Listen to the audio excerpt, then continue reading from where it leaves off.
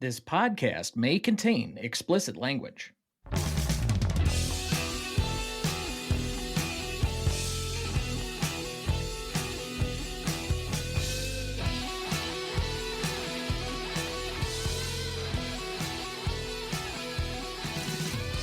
Welcome to the Greatest Movie of All Time podcast, the show that uses a unique grading style to redefine what the greatest movies are. I'm Tom Duncan. And I'm cheesemaker Dana Duncan. Well, you would be a cheesemaker out of Wisconsin, I suppose. That makes a whole lot of sense. Although, we shouldn't limit it just to cheese. It could be a variety of dairy products, correct? Yes, I'm blessed because my grandfather was a dairy farmer. Well, you'd kind of have to be if you were in Wisconsin probably 100 years ago, as he was. We also welcome our two newest celebrity guests. First up, it's our favorite Scot by way of Germany, the question queen herself, Heather Stewart.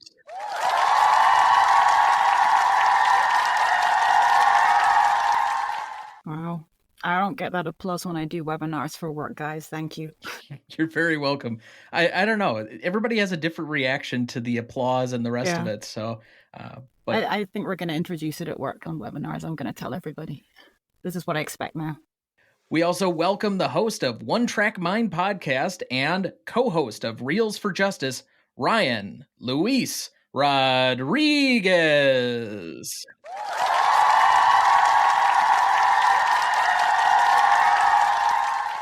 That's right. That's me. Give me more, baby. Give me more. He's entering the ring. We are now in the arena. So, with that, you are both new guests to the show, and you have to go through our gauntlet of questions. Unfortunately, not everybody likes these three questions, but you'll have to kind of go through it. So, Heather, we'll start on question one with you, and then we'll go over to Ryan. Just tell us a little bit about yourself, what you do, and why you love movies. Okay. Well, yeah, you already said it. Scottish by way of Germany. Yes, so I'm originally from the UK. Moved to Germany about 20 years ago, I guess now. Probably more than that. I work in marketing. It's the webinar comment. For a company that, amongst others, has many customers who I cannot name in the movie industry, studios, post-production companies, and we manage all their data and their film content. So that's kind of bit relevant as well, maybe, for the audience. And I love movies because they just help me switch off from life. A shared experience in the cinema or watching at home, always a topic of conversation. I'll come to that a little bit later when we talk about, what kind of movies I enjoy or what makes a good movie for me. I could have just really got into movies when I went to sleepovers at friends' houses, and you would go to, showing my age here, by the way, going to Blockbuster Video and picking out the 4 movies we're going to try and watch that evening. So I guess that's where it really started.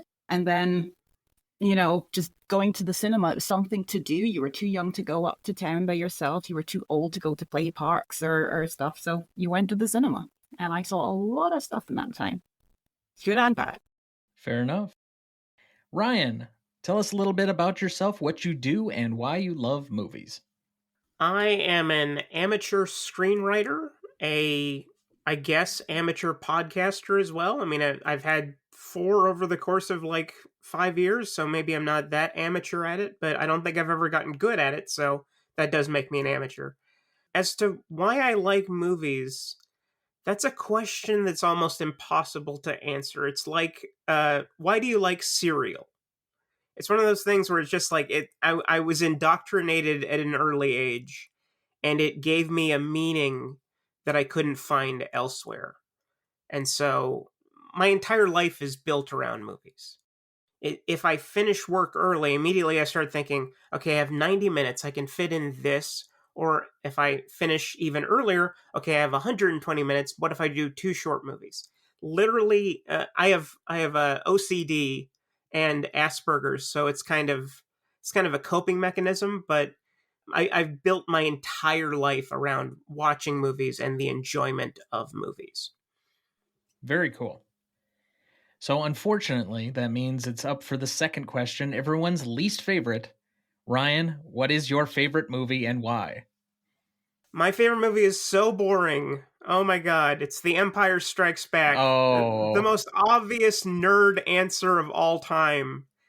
But it's one of those things where when I was growing up, my favorite was Return of the Jedi because it was the happy ending one. And Empire was the bummer. It was the middle chapter, the one with no resolution. And as I got older, I realized that's what I liked about it. I liked how weird it was. I liked how oddly structured it was. If you could even call it a structure, maybe you can't.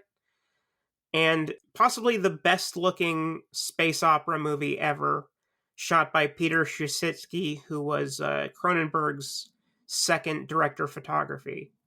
So it's one of those things where just like I love every single second of it. And even if it's a cliche answer, I can't help it. I fucking love that movie. I mean, as an amateur screenwriter, it's hard not to learn good lessons from Lawrence Kasdan. Exactly, yes. Very good point. One of the great screenwriters of the last 50 years. Heather, to you, same question. What is your favorite movie and why? I am so sorry because it's just as basic. It's The Shawshank Redemption. You and IMDb, you got a lot in common. Yeah, and also Return of the Jedi is not Return of the Jedi, but Empire Strikes Back, best Star Wars, of course. Yes. Yeah, no, I would like to have a less cliche answer, but it is. It's The Shawshank Redemption, and it has been for, how old is that film now? For 8 years. So, yes, why? Because I think the themes just resonate with everybody.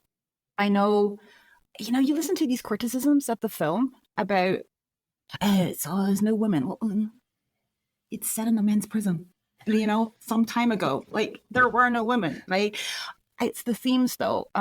It just resonates, even though they are real prisoners who have been locked up for murder, which is not me. But that feeling of hope and optimism and friendship that just endures through that film. And of course, the performances are outstanding as well. Yeah, so it's The Shawshank Redemption. I mean, don't feel too badly. I think 3 favorite films are all really basic. Yeah. The Departed, Inception, and The Dark Knight. Right, yeah. My next 2 are Prestige and Zodiac, so, it's Fincher and Nolan, I'm sorry. Film bro. You like what you like. That's all there is to it. Absolutely. Yeah, no, I don't apologize or anything. I think everybody goes through that kind of stage. It's like, oh, no, that's uncool to like it. I don't care. Top 5 film for me, Robin Hood, Prince of Thieves. I don't care. I love it. Essentially, is there really like anything that is too basic? There is a reason why they're popular. It's because a lot of people like them. Right. And it's a good film. They're good films, But thank you both for your entries on that one. I hope it wasn't too hard of a question. Unfortunately, here's our final question. What makes a good movie for you? Let's start with Heather. Yeah, so I already referred to something that resonates with me. It doesn't matter how out there it is. It could be a really, something that like The Shawshank, I have nothing in common with male prisoners of that time, but the themes resonate, or ones that challenge me as well, make me think. That's nice, segue to what we're going to talk about today.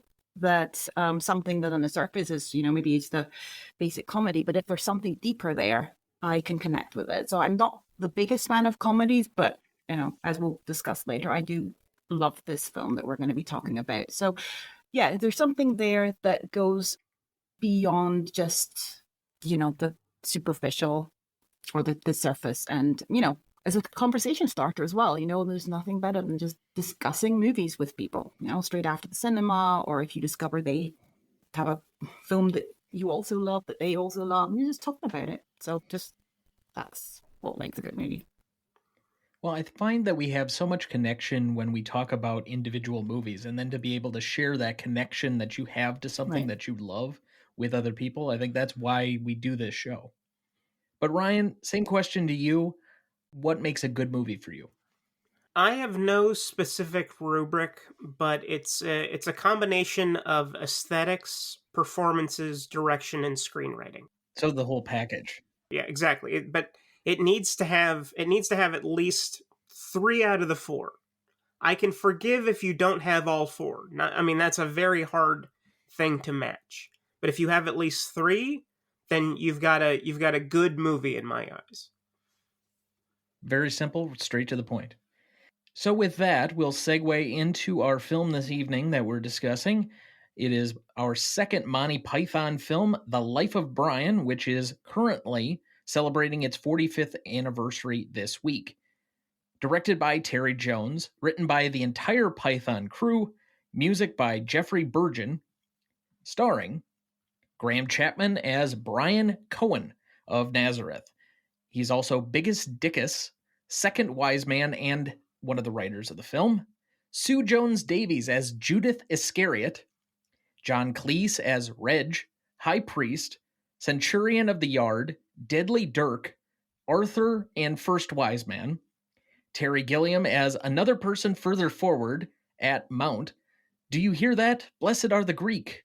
Revolutionary, Blood and Thunder Prophet, Jeffrey Gaylor, audience member Frank Crucifix, and also a writer on the film. Eric Idle as Mr. Cheeky, Stan/Loretta, Harry the Haggler, Culprit Woman Who Casts First Stone, Waris, Intensely Dull Youth, Otto, Gaylor's assistant, Mr. Frisbee the Third, and also a writer on the film. Terry Jones as Mandy Cohen, Brian's mother, Colin, Simon the Holy Man, Bob Hoskins, Saintly Passerby, Alarmed Crucifixion Assistant, writer and director, and Michael Palin as Mr. Big Nose, Francis, Mrs. A, Culprit Woman Who Casts Second Stone, Ex-Leper, Announcer Ben, Pontius Pilate, Boring Prophet, Eddie, Shoe Follower, Nissus Wetus, Third Wise Man, and also a writer on the film. Recognition for this film, Monty Python's Life of Brian, was released on August 17th, 1979. The film was mostly met with positive reviews, with several highlighting how funny it was, even in light of the controversial aspects of the film.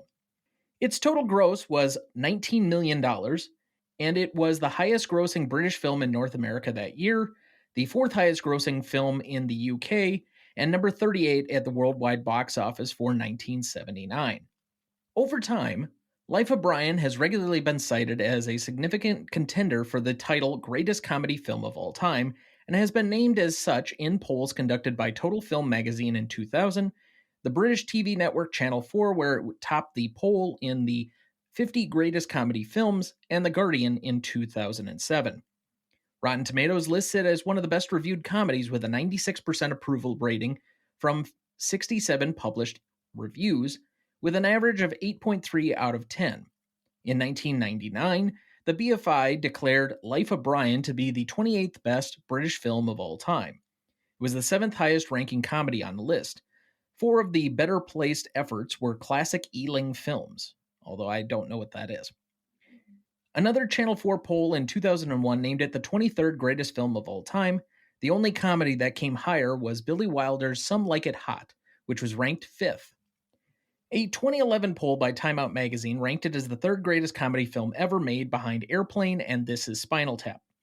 In 2016, Empire magazine ranked Life of Brian second in their list of the 100 best British films, with only David Lean's Lawrence of Arabia ranking higher.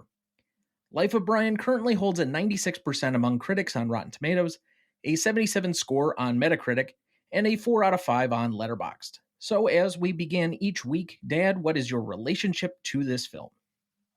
Back when I was in high school, I became familiar with the Python. So that's in the early 80s, or in the late 70s, early 80s. I had not seen Life of Brian until I got to college. I saw The Holy Grail first. I saw the TV show. I saw Now for Something Completely Different. Since then, I've watched the film periodically. Yeah, that's about all I can say. I have yet to show it to your mother, even though I've slowly evolved into making her a Python fan. I just have a feeling that her sensibilities would be tweaked by this film. So I've maybe it's worse than I imagined, but I just haven't showed it to her yet. For full disclosure, if you are not aware, and this is the first episode you're listening to our show, both of us come from a fairly stout religious background, even though we're fairly liberal ourselves. And that being said, the reason why we don't have my mother watch this, is we feel that it might insult her sensibilities. Think it blasphemous, if you will, to poke fun at religion. There are certain people that are easily tickled by this movie, and I'm sure we'll discuss that later on when we get to some of the critic associations at the time. However, I will say that I guess my introduction to this was anytime I brought up Monty Python that was outside of you and my Uncle Andy quoting Holy Grail, it was like my teachers from parochial school or pastors saying that this was their favorite Python movie. So there is that. There is a balance where certain Christians don't take themselves too seriously to be able to find the funny in this. Regardless, I think the first time that I actually watched this was during college. I thought that this was better than Holy Grail personally, even though I think Holy Grail is the one that most people hold up as the Python movie. And it has, I think, a much larger cultural footprint than this movie. And so I don't think I've seen it probably since, but I did remember liking it a lot more than the first time that I watched Holy Grail because I think I was too young and didn't quite appreciate exactly what that movie was going for, especially the abrupt ending. This ending was much more satisfying to me. But anyway, I digress. Ryan, what is your relationship to Life of Brian? Well, I grew up on Python on reruns on Comedy Central, and especially Holy Grail, which I think would play if I'm getting my math correct, would play 3 times a day on Comedy Central in the morning, in the afternoon, and the evening. No, I'm just kidding. That didn't happen. But I was absolutely a Python head, and I didn't get around to Life of Brian until I want to say junior year of high school, when I was really entering my atheist phase. A phase that is so long it has since not become a phase anymore and has become just a part of my life. And I was so completely taken with the way that it interpreted religion, and that it wasn't disrespectful of Jesus, and that it was a parallel story, and it was disrespectful of people who don't think for themselves, not of people who feel a connection with the cosmos. It's not punching down, it's punching up. Very well said. Heather, how about you? Yeah, so coming from the British Isles, I actually discovered it via the Holy Grail. Long story. I was at a summer camp, one of the other things that you could do, at a certain age. And everybody was just quoting this. Like, I was like, what are they talking about? What rabbit? Tim? What are they talking about? A swallow? Huh? I was like, what is this? And everybody started quoting the Holy Grail. I didn't know what it was, but it was the Holy Grail. And I what is this? Oh my God, let's just tell you the best film. It's so funny. Let's have a reunion after summer camp and we'll all watch the Holy Grail. That's right. Okay, fine, great. So reunion, Blockbuster Video, get out Holy Grail. Oh my God. And the rabbits, I have never laughed so much ever at that scene. Like, I just couldn't stop. It hurt. And after seeing that, of course, then it was what else? You're kind of aware of Monty Python, and of course, Faulty Towers was with John Cleese. That was a big thing, which I watched. And then you kind of put 2 and 2 together. Yes, and I watched then Life of Brian and Meaning of Life and all the sketches and all the shows. I don't think I appreciated Life of Brian at the time. I think it was I found Holy Grail more quotable. Absolutely, possibly it is still more quotable. It's just later you come to realize, as you said, Ryan, there's more serious messages, I think, behind both of them, but certainly behind Life of Brian, with what it's saying about religion or fanaticism, we should say. And so I hadn't seen it for a very long time, actually. And so it's good to revisit this a few months ago, and again this week recently. And it was so funny. I was laughing within, first scene. Yeah, maybe breaking down all the top quotes that I had to stop at some point. Yes, and I think that the Pythons are just classics, obviously in the UK. I think we'll come to that later when we talk about what they mean nowadays, and how the reputation is, and with the legacy. And so I won't say too much on that right now. So Ryan has already alluded to it, Dad, but what do you think the film is actually about? film really is taking down the lack of individual thought, especially when it comes to religion and religious beliefs.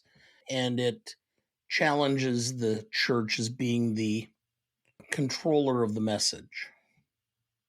Yeah, I would say that I have a strong inkling that it's about two things. One, our propensity for hero worship and how easy it is that we're influenced by groupthink in coming to hero worship, especially with our like collective savior complex. We're always looking for somebody to save us from something. And so that kind of leads into certain strongmen politicians that I would link that towards, not just the religiosity or the church having certain levels of power, but they also, especially when we start out on the Sermon on the Mount, how much the message of Christ becomes distorted once it gets in the hands of humans. Yeah, and what he's saying is powerful. What he's saying is true. What he's saying has meaning, but it's all the interpretation and the, well, I know what he's saying. No, I know what he's saying. And really, I think you're supposed to take most of what he's saying metaphorically, but that's just me. But it's really, it is, there's no poison words against Jesus in this film. Not a single one. It's all about how we look at him and we go, yeah, but I know what he meant. I know what he's talking about. I would know. And really, Jesus only features very briefly. You know, it's Yeah. the two scenes. And 30 seconds. Yeah. 30 seconds at most. But just remember the lilies of the field Blessed are the Greek. and the cheesemakers. Can't forget those cheesemakers. Yeah. No, I think there's also what I thought was interesting on the same side was also people who claim to be from religion or they've got a greater calling, they're preachers or whatever. So you have the wise men at the very beginning coming and they're like, oh, you know, praise this child, etc., giving all the gifts. And then as soon as they realize he's not the right one, they're like, get out of the way, woman, and push him off. And you know, that's their goodness out the window because, oh, they're no use to us. They're not who we want. Let's go and concentrate on the next one. So there's that. And also, so they clearly do separate Brian and Jesus at the beginning. I think the Pythons have said they didn't want to make a film about or against Jesus because ultimately, you know, that's not what they're there to do. It's against the religion or the fanaticism, as I said before. That's what their goal was ultimately. And, you know, the groupthink is what you said. I think one of the things that we've struggled as a Western culture then, since we've collectively assessed that this film is poking fun more at institutions and possessors of power in the hands of men, as opposed to the message of Christ or religion in general, I guess. It doesn't have to just necessarily be Christ, but he's the central figure in this film and obviously the one held up in most Western canon. The question comes in, and I think it's been a power struggle for at least as long as I can remember. If you look at the historical record, it's probably even longer than I've been alive, clearly. But whether or not institutions should be able to come under scrutiny when it comes to satire. Is it healthy for a democracy to have films like this that are poking fun at the institutions that we have, or does it undermine them so much that it creates kind of a structure where we don't take any authority seriously or even want institutions? I've always felt that if you can't take a joke, then maybe you don't deserve to have a high status. Like if you're making fun of an institution and the institution crumbles because of what you're saying, then your institution wasn't that strong to begin with. Yeah, and I polled a few Catholic people that I know and asked, I said, do you know this film or are you offended by it? And no, because they were like, well, I am, you know, either I am sure of my faith myself because I question it. So I think that's what it's saying. It's like, as long as you question it and if you still and you question whatever institutions, and if you decide that is what you choose to believe, then great. And I think that's also what they're saying. As long as you know, we're coming back to the group thing, the blindly following. As long as you're questioning everything and not just following blindly, then yeah, absolutely. And to your point, like, right, is if it doesn't stand up to that criticism, then what is it worth? Well, ultimately, it actually is healthy for these institutions because it makes them think about what they're doing and saying and how they're presenting it. And if they're more caught on the structure as opposed to the message or the concept as opposed to how it's presented, it ultimately should make them stronger. And if it does destroy or cause them to crumble, they should have. So the other thing I think, now that this being our second Python film on the podcast, and I don't know if we'll ever cover Meaning of Life. I think it's a conglomerate of scenes that's more like the TV show than it is an actual movie. It just happens to have the runtime of a movie. And to be fair, I think that Meaning of Life was the first of the three films that I'd seen, so probably has the least actual amount of meaning for me. But what is the legacy of the Pythons overall when it comes to comedy? I know there are a lot of comedians that revere them, but both as far as film style and as comedians, what are their influential impressions as we've gone out from this? I mean, this is 45 years ago. Most of them are dead by this point. The ones that aren't are very old. What exactly do they have on the modern aesthetic for comedy? Most of them are not dead. Only two Really? of the six. Yeah. Only one. Chapman and Didn't Jones. Terry Jones pass, or is he just in final stages of dementia? I suppose Terry Gilliam is still around and Eric Idle's still around. Michael Palin Michael hasn't gone. Palin and John Cleese. Yep. Yeah. Cleese is kind of destroying his legacy a little bit. And Graham Chapman didn't die of old age. He died of tongue cancer. Yeah, it was a while ago. Yeah, he was only like 41 or something. 48. Jones wasn't too long ago. Yeah, Terry Jones passed away 4 years ago. Yeah. Okay, I did think he passed. Oh, okay. Wow. Advanced dementia. Which, when you're kind of dissociative and always playing the women in the films, it's kind of hard not to be, but okay. Don't forget Loretta. Yeah. So I think they've had a big influence on both British and American comedy, especially sketch comedy. I mean, you can draw a pretty straight line between some of the skits from the Flying Circus to Cowbell. He's referring to Will Ferrell's famous sketch on Saturday Night Live, for anyone who doesn't immediately get the association. Yeah, I suppose I could see some of that where it's made its influential name. I mean, I've never watched really Flying Circus for any length of time. I've caught bits and pieces when you've had it on for moments here in time or whatnot. But there is something where I would assume it's kind of leaked into Saturday Night Live, given the fact that they started basically around the same time. Holy Grail and Saturday Night Live both came out in the same year.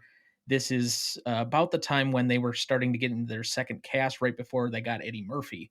So while Saturday Night Live has somewhat defined the American comedic scene for the better part of 40 years, Python has to have had some effect on not only Saturday Night Live, but then obviously American comedy as well. Yeah, if you have something that has a strong undercurrent of absurdism in the modern era, it tracks back to Monty Python in some way. Even if it's not a conscious decision. They have infiltrated the culture and went from cult to legitimately popular, to the point where people actually who did not follow them knew who they were.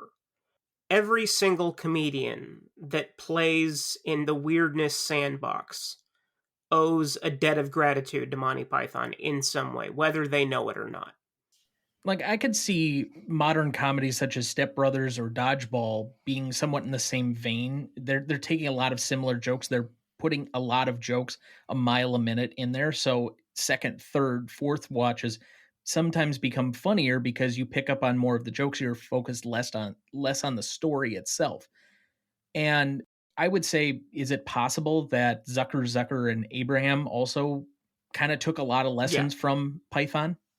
Oh, absolutely. Kentucky Fried Movie is a sketch movie that is entirely beholden to Monty Python's Flying Circus. Entirely. I'm thinking more basketball and airplane, but your mileage may vary. So, Dad, are you ready to dig more into the film? Do you have, you know what? That's right. I forgot. Because I had a specially written plot summary, I'm doing the plot summary today. Okay. Yes, you are. So, for what it's worth, because I was screwing around on ChatGPT, I put in plot premise for Life of Brian in the voice of John Cleese, and this is what came out. Ah, splendid! Picture this, if you will, the bustling streets of ancient Judea, a land rife with political turmoil, religious fervor, and the occasional stoning. Into this chaos, on the very same night as a certain well-known savior, is born a rather unremarkable chap named Brian Cohen. Now, Brian, through no fault of his own, is continuously mistaken for the Messiah. This hapless fellow bumbles his way through a series of increasingly ludicrous adventures, from joining the People's Front of Judea, not to be confused with the Judean People's Front, splitters, to unintentionally starting his own religious movement. Brian's life is a whirlwind of mistaken identity, misunderstandings, and the utterly absurd. As if that weren't enough, he's pursued by Roman centurions, swooned over by fanatical followers, and lectured by his domineering mother. He's not a messiah, he's a very naughty boy. All this while Brian desperately tries to carve out a normal life in a world that seems determined to turn him into something he most definitely is not. So, in essence, dear friends, Life of Brian is a satirical romp through history, skewering sacred cows and poking fun at the foibles of humanity with the kind of irreverent wit and cheekiness that only Monty Python can deliver. Quite a lark, wouldn't you say? Did I do okay, Pop? Sure. All right. Did you know 6 cast members collectively played 40 characters in the film? I mean, John Cleese alone had to be like 12. Did you know? In the interview section of Monty Python's Flying Circus live at Aspen, John Cleese said that because of the massive protests against this movie from all denominations of Christianity, he would joke with Michael Palin, "We've brought them all together for the first time in 2,000 years." Did you know? When Michael Palin, as Pontius Pilate, addressed the soldiers, daring them to laugh, he was truly daring them. The soldier extras were ordered to stand there and not laugh, but not told what Palin was going to do. Palin, in fact, can barely stifle his own laughter when saying "bigus dickus" in front of the soldier asked if he finds the name risible. Did you know? Originally financed by EMI, which backed out because it considered the script blasphemous, the Pythons sued EMI and settled out of court. George Harrison, a huge Monty Python fan, thought it was the last chance to have another Python movie. He created handmade films and pawned, his words, his home in London and his office building to raise the $4 million needed. £4 million. When asked why, he said, "Because I want to go see it." Eric Idle joked that it was the highest price ever paid for a cinema ticket. Did you know? The script was written in the Caribbean, where the Pythons hobnobbed with, among others, Keith Moon, the drummer from The Who. Moon was slated to play a street prophet in the scene where Brian hides among them. Eric Idle saw Moon the night before his death and remembers him expressing excitement about the role, which eventually went to Terry Gilliam. The published version of the script is dedicated to Keith Moon. And with that, we will take our first break and we will be right back. Before we jump back into the episode, next week for our 225th episode, we welcome 2 new celebrity guests, Jen and Sarah of the Movies and Us podcast, to discuss one of the greatest directorial debuts ever with The Maltese Falcon from 1941. Written and directed by John Huston, music by Adolph Deutsch, starring Humphrey Bogart, Mary Astor, Peter Lorre, and Sidney Greenstreet. You won't want to miss that one, so watch ahead of the show by searching the Real Good app to find where it's streaming for you. That's REELGOOD. Before we also jump back into the episode, Heather, where can people find you and what do you have going on right now? Yeah, so I'm Heather J. Stewart on all the socials and the very sparsely filled letterbox. You discovered it though, well done. Yeah, it's backfilling, stuff from years ago. So makes it, I watched all these kids' films. I just last week, but I didn't. So it's back having all that. So yeah, Heather J. Stewart everywhere. I don't have a podcast. I don't have a blog. I said to you, Dom, like I see my job as asking you all questions, on the socials. So that's my contribution to the podcast world. And you do a good job with that. And just as a matter of course, all of the links for both of our guests will be available on the website as well as in the show notes of this episode. Ryan, let everybody know where they can find you and what you have going on. I got 2 podcasts going on. I have One Track Mind, where we analyze films through the prism of audio commentaries. Every week we have a guest and we discuss the commentary on a DVD or Blu-ray of a movie, and that usually leads to a discussion of the movie at large and its place in cinema history, and also just celebrating physical media because it's dying and we need to keep it alive as long as possible. And then I also do Reels of Justice, which is a fake movie court where we have a prosecutor, a defender, a judge, and a jury, and we try to conclude whether or not a movie is guilty of being a bad movie. You can find One Track Mind on X at One Track Mind Pod. On Instagram, where I'm mostly at, is one, that is the numeral 1 Track Mind Podcast. We're on Facebook, Blue Sky, everything. And if you want to find Reels of Justice, every single social media site, it's at Reels of Justice. And again, all the links will be available both on our website and in the show notes of this episode. I see you found my Letterboxd as well, which is not backdated, is unfortunately updated every single time I watch a movie, which is not good for my health, but I do it anyway. You can tune into his show and listen to why Weird Al made the saxophone sexy again. We do have 2 Weird Al episodes, so I'm not going to say it's not in there. I'm just saying. I know it is. Well, there you go. But you have to tune in to hear it. All right. Now, this is normally where we would go to our Ask Dana Anything segment, which I still don't have the imaging for. However, I will say I was very pleasantly surprised by a submission to our website this morning from our superfan, Eliza from Australia. So thank you for that. I will read most of her email now, although there is one question I will save for the listener questions at the very end of the episode. So, first off, she is taking it very personally that I called everybody out 2 episodes ago for not submitting any more questions or having gaps within the greater listenerhood, not having submissions for the ADA questions. So, she writes, FYI, very disappointed to hear Dana was not familiar with the Australian treasure Toni Collette. Okay. Yeah. All right. Second, I don't know if this is more a Dana or Tom question, but where the fuck are you watching all of these movies, and how does the average moviegoer, as you call them, keep up with you guys? Do you own every streaming service? Do you buy them? Do you own the last blockbuster in your basement? The answer is yes. So we do own some physical media, although I stopped collecting probably about when streaming started to really become a huge thing about 2012, 2013, because that was also when in college I was moving around a lot. And so when you move like 6 times in 4 years, you kind of get upset with so much physical media taking up a large space in your car and or moving van or whatever you're using to transport things. It just does not become feasible. So to downsize, even though I still have a decent physical media collection, it is not nearly what it could have been had I continued to collect at the time. That being said, we do have, Netflix, HBO Max, I guess is just now Max, Apple TV Plus, Paramount Plus. We had Showtime. We have Peacock. We still have Showtime. Well, yes and no, but there's no Showtime app anymore, so we have no access to it. Yeah. We have Stars. Well, it goes through Paramount Plus now.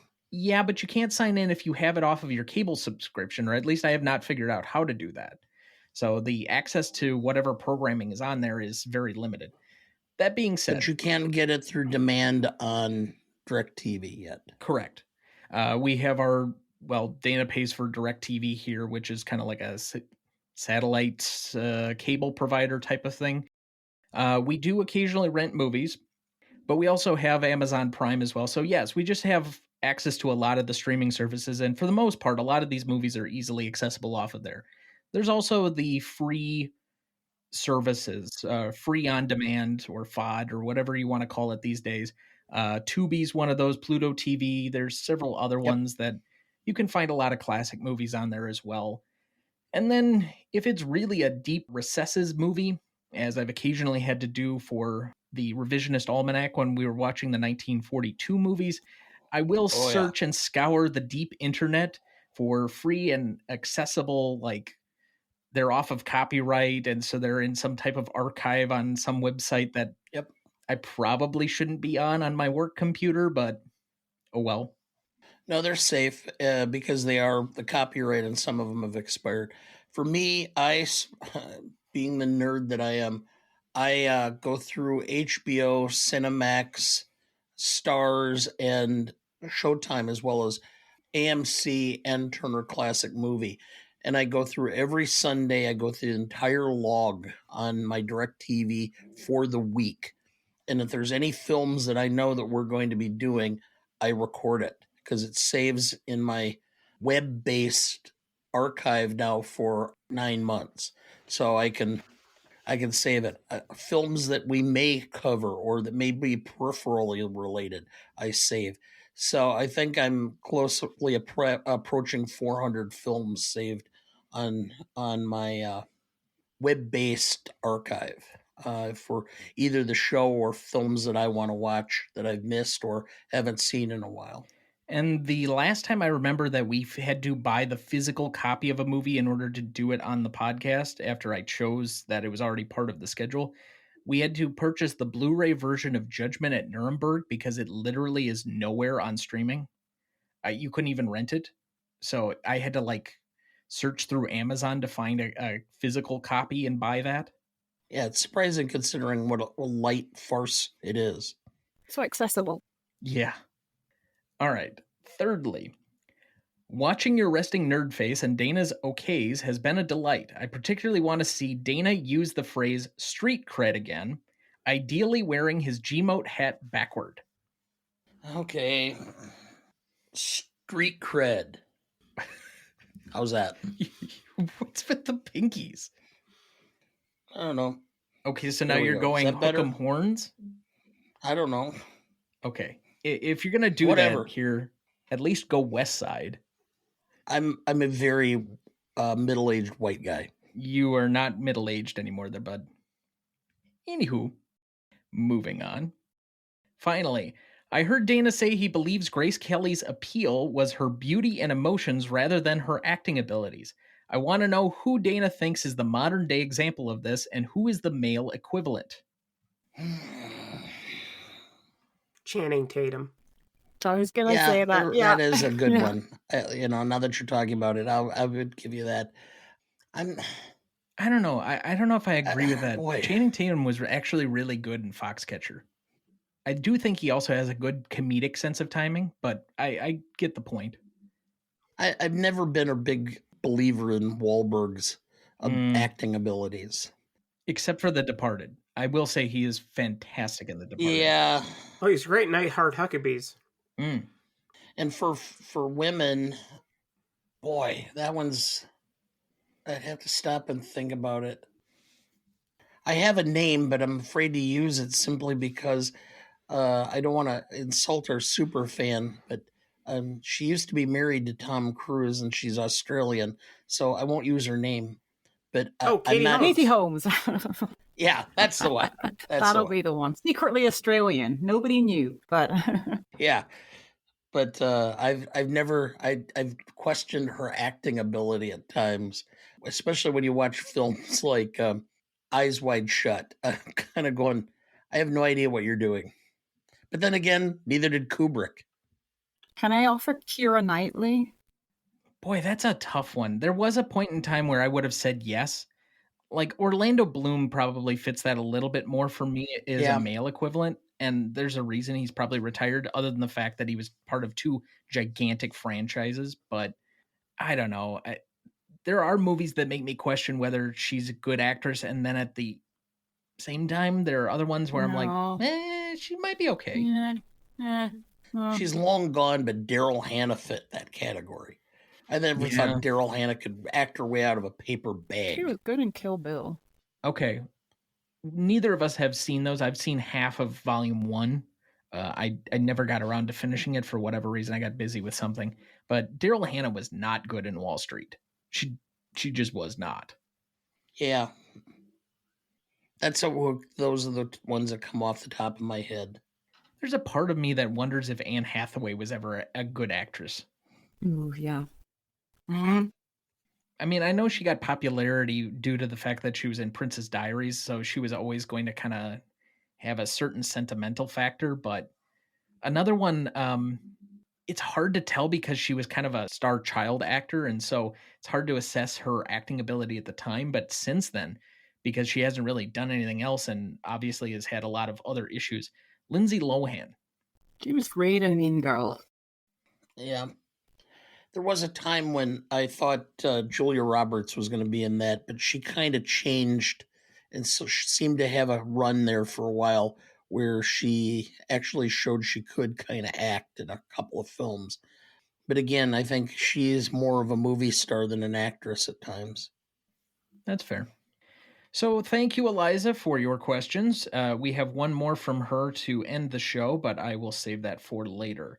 So, do either of our guests have any Ask Dana Anything questions for us?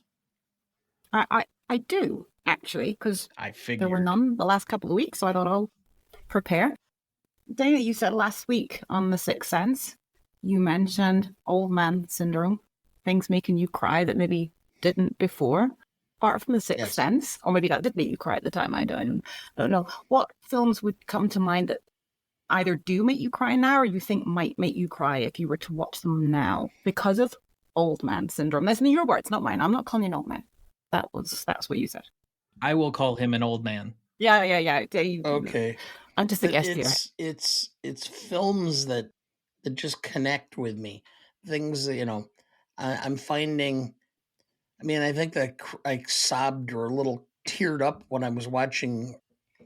Oh, what's the Christmas movie that you love, Tom? Love Actually? Love Actually. Because the last portion of that, talking about relationships and such, make me tear up a bit. It's just getting to the point where you start treasuring your memories, your relationships, things like that. I mean, stuff that used to never bother me. I get emotional. People give me compliments now. I get teary at my birthday party because people were saying nice things to me. It's just kind of like, yeah. The sentimentality comes out.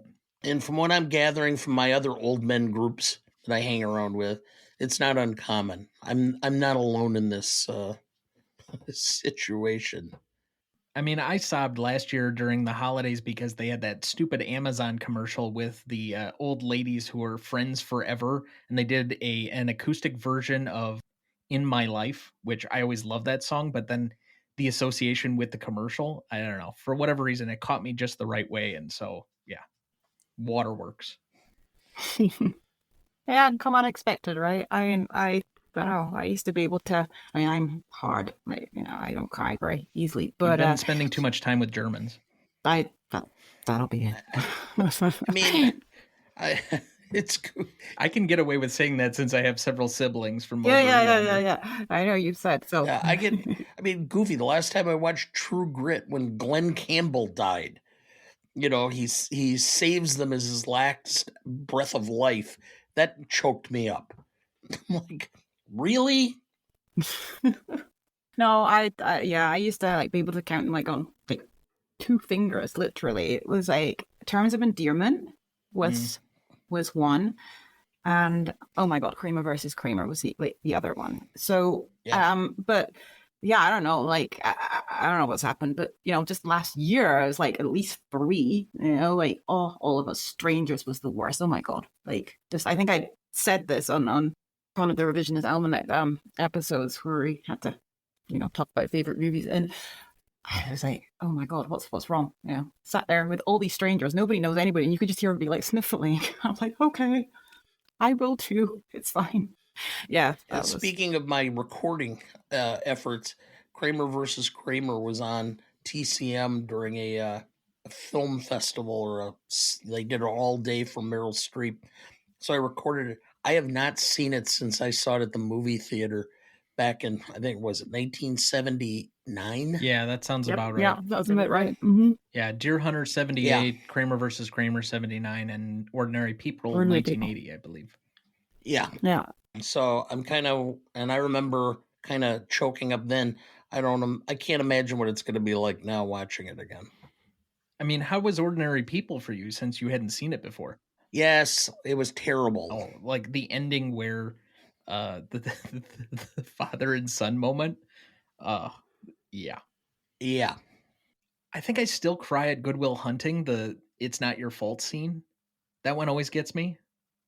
And definitely Casablanca. I cannot explain it, but every time La Marseillaise is in there, yeah. Any other questions? Well, thank you.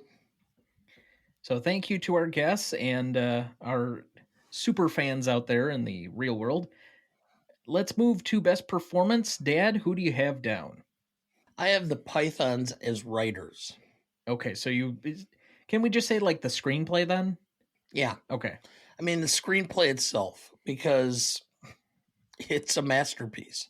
I mean, the absurdity, the People's Liberation Front, or the liberation of Palestine.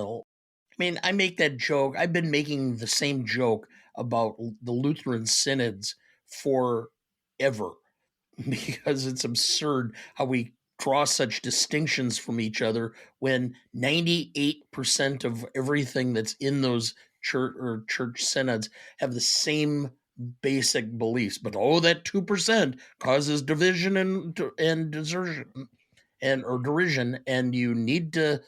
So yes. Oh, definitely. If you're not a member of the Wisconsin Evangelical Lutheran Synod, you're a heathen. We can't pray with you. That's what I say. Yeah. There's a special place in heaven for our synod because we're the only ones there. Mm. It's like the popular Judean's front. He's the only one in his group. Ryan, who do you have as your best performance? I got Graham Chapman. Obviously, as Brian, Graham Chapman was and will always be the greatest actor in the Pythons. He had some trouble making Holy Grail in that he was drunk 95% of the time. But by the time they got to Life of Brian, he had completely dried out. And he was also, behind the scenes, he was the set medic. So if anybody came to him with an ailment, he would help them and then go back and act. And it seems such a charitable act that fits the tone of the movie somehow. That he's not Jesus, he's Brian, but he's a healer at the same time. I just think that that's incredibly appropriate, and it's a shame that we lost him as early as we did, because I think that he could have given an awards caliber performance one of these days. Actually, I happened to see a documentary back in the mid 80s that he did on the history of medicine, that he was the voice. So, yeah, because I don't think he passed away until like the late 80s, if I remember. 89. 89, yeah. It was shortly before my first anniversary, because I was kind of, so. Yeah, that's most people's response to their first anniversary. No comment. To be fair, I have Chapman as my most charismatic. I think he's very good in this role, being aloof, but kind of also the straight man. Like, there's a lot of comedic roles that Brian has to play, that he's either in on the joke at times, then he is the joke at times, then he's kind of supporting the joke at times. So for him having to be on screen as much as he is during this movie, I just felt very drawn to his character and never feeling like Brian was getting anything other than the short end of the stick, whenever he was on screen.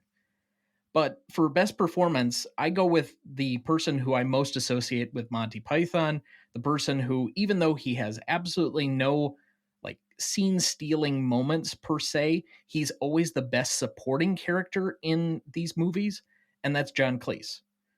He is like the most noticeable person for me. He's always the one where wherever he pops up, he just seems to be the lead of the scene, even when he's not. And he's playing so many different parts where 2 seconds later he'll be another character. It's just hard not to include him as being, I would assume to a degree, one of the best writers or one of the primary writers of this, because he's got such a great wit, which you've obviously seen for the years since Python, but also for his ability to deliver a lot of these lines in a way that I still think holds up a lot better than some of the other Pythons. And he wanted to be Brian. Yeah. That was the role that he wanted, because he wanted to have a role that went from the beginning of the movie to the end of the movie. And ultimately decided that Graham Chapman was the stronger actor and that he was better off taking the smaller parts. I think he was kind of talked out of it. I think they did a vote and the others were all like, no, it's better with his Graham. Well, and then maybe giving him some extra credit for having the humility to step aside and knowing what's better for the film. Heather, what was your best performer? Oh, mine is the writers as well. Yeah, screenplay, the Pythons as a whole. So same reasons. And also everything about the other one. I also had, was considering for the same reason you have said Cleese. I was considering Palin. I think for me, yes, Cleese dominates his scenes, but Palin has almost the most memorable collection of characters as well, whether it's Pontius Pilate or the lovely guy at the crucifixion, it's like, oh, okay, to go along, crucifixion, yes. And there's a few other words. Oh, the leper, yes. So, yeah, but no, it's the writers. Leper. The ex, oh goodness, Yes, the ex leper. Jesus healed him. Bloody do-gooder. Took away his living. I know. That's so clever. And see, there's a screenplay for you. It's just, you've got to come up with that stuff. Or just like random stuff. Like, what was the name where she talks about, his mother, Mandy, talks about the Roman. He goes, as much gold as I could eat. And you're like, what? But completely random. So everything is thought out, which I also like, right? Like it's all scripted. There's no improvisation. It's all meticulously planned by the Pythons, which was kind of their way of doing things as opposed to improvising, which I think maybe people think that they did. So yeah, all part of the plan. I mean, to be fair, I've thought for a while that as far as the Pythons go, the two best actors or comedians out of the group at playing the dumbest characters are either Palin or Eric Idle. There's just something about their face that you believe that they're really stupid. Idle almost is the most charismatic because he just grabs your attention. He's so funny. Random stuff going on. The cheeky chappy, the haggling. Yeah. Ryan, who is your best secondary? That would be Eric Idle as Mr. Cheeky. A carryover from Flying Circus, a very specific type of laborer that they would work with that had such a sunny attitude and such an irreverent personality. And when he comes up to Michael Palin in the about to be crucified scene, he says, "No, freedom. Yep, I'm here for freedom. They said I could go." And then he literally talks himself back into being crucified. And then when he's actually crucified, he says that his name is Brian. They take him down, and then he tells them, "No, I'm actually not Brian," and they let him go anyway. And it's one of those things that's just, it's an absolutely magnificent performance that you would not expect to recur later on in the movie, but it adds a kind of continuity throughout the entire Monty Python verse, through the Python mythos, if you will. And it just, I can't get enough of that character. I fucking love him so much. He's so good.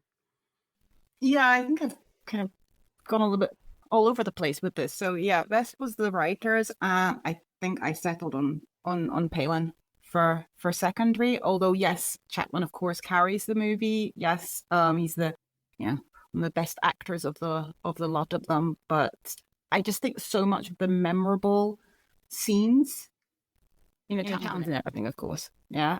But so many of the memorable scenes that you recall if you think about the movie, or just the comedic timing. It's Palin.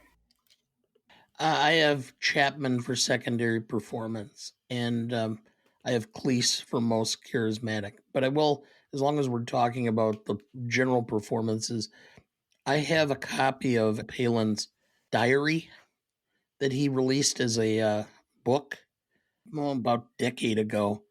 And it's all his notes, his scribblings, what he did, how he did it, all this stuff each day from the time that they started Monty Python through the films.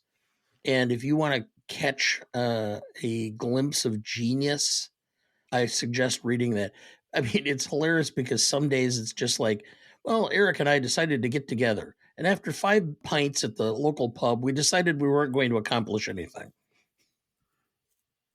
And, then the next day it's like, oh, we wrote this, or we came up with the lumberjack sketch today. The second volume of Diaries, the Hollywood Years, is also well worth reading. They're both great volumes, absolutely. So as far as my secondary, I had Terry Jones. I think this is the best framed and blocked of the 3 movies. I think it has the most where, at least from a direction standpoint, what is actually in frame and the visual cues has almost as much to do with some of the comedy at times as other things. When we're talking about Brian being out on the rickety porch or whatever you want to call it, to him actually falling down, the entire sequence with them trying to hide, and you see everybody in the frame, but then the centurions as they're kind of coming in and out, it has a lot of the visual cues in that entire sequence, which I think is about like 10 minutes if I remember right. There's a lot to do with how this is framed, and maybe you could say it's maybe a production design, but I give Terry Jones a lot of credit as the director. And then to still pull double duty and be on screen as much as he is, even though I find Brian's mother to be one of the more annoying characters. I think that's intentional, of course. So, Dad, you already gave your most charismatic, as did I, but why did you have Cleese? It's easy to see why Cleese has had such a significant career in Hollywood and on television and in such, because he just has an ability to relate. He can take any character and make the character something that you either recognize as something in it that is personal or more comedic. He just has an ability to present himself. He's done enough other films. Fish Called Wanda, I thought was brilliant. He did a whole series of things. He did Schweppes ginger ale commercials in the 80s that were just wonderful. I mean, everything he does seems to be well grounded. And so he just comes across that way whenever he's in. You're just kind of drawn to him in every scene. Yeah, I think he's one of the great comedic British straight men. I think he has more range than just being that, but he's also one of those because he's just so clearly intelligent that he can play either the person who's skewering somebody else and can see through the stuff, and he pointing at the fool is funny, but then also having such a sharp wit to be the one who's punching down, so then you're laughing up at him. I think it works both ways, and he's got such a great way of doing both of those because he's got clearly an intellect that's above most people, which is why I give all credit to him. Heather, who was your most charismatic? Eric Idle, the cheeky chappy, the haggler, but it really could be any of them. I think you watch it at different times and see something different in all their performances. So everything that you've all said makes absolute sense. I think it's just an ensemble piece, isn't it, really? So that's what makes it. And like you said earlier, 6 actors playing 40 roles. Sometimes it's hard to tell which is which. I mean, you can always tell, but it's like, oh, wait a minute, was that Gilliam? he and Jones I find the hardest to immediately recognize. They're often very well hidden behind their disguises and costumes. I think for the super fans, you can always tell, but for me, it was always somewhat a little difficult when they're hiding behind their beards. Right, yeah.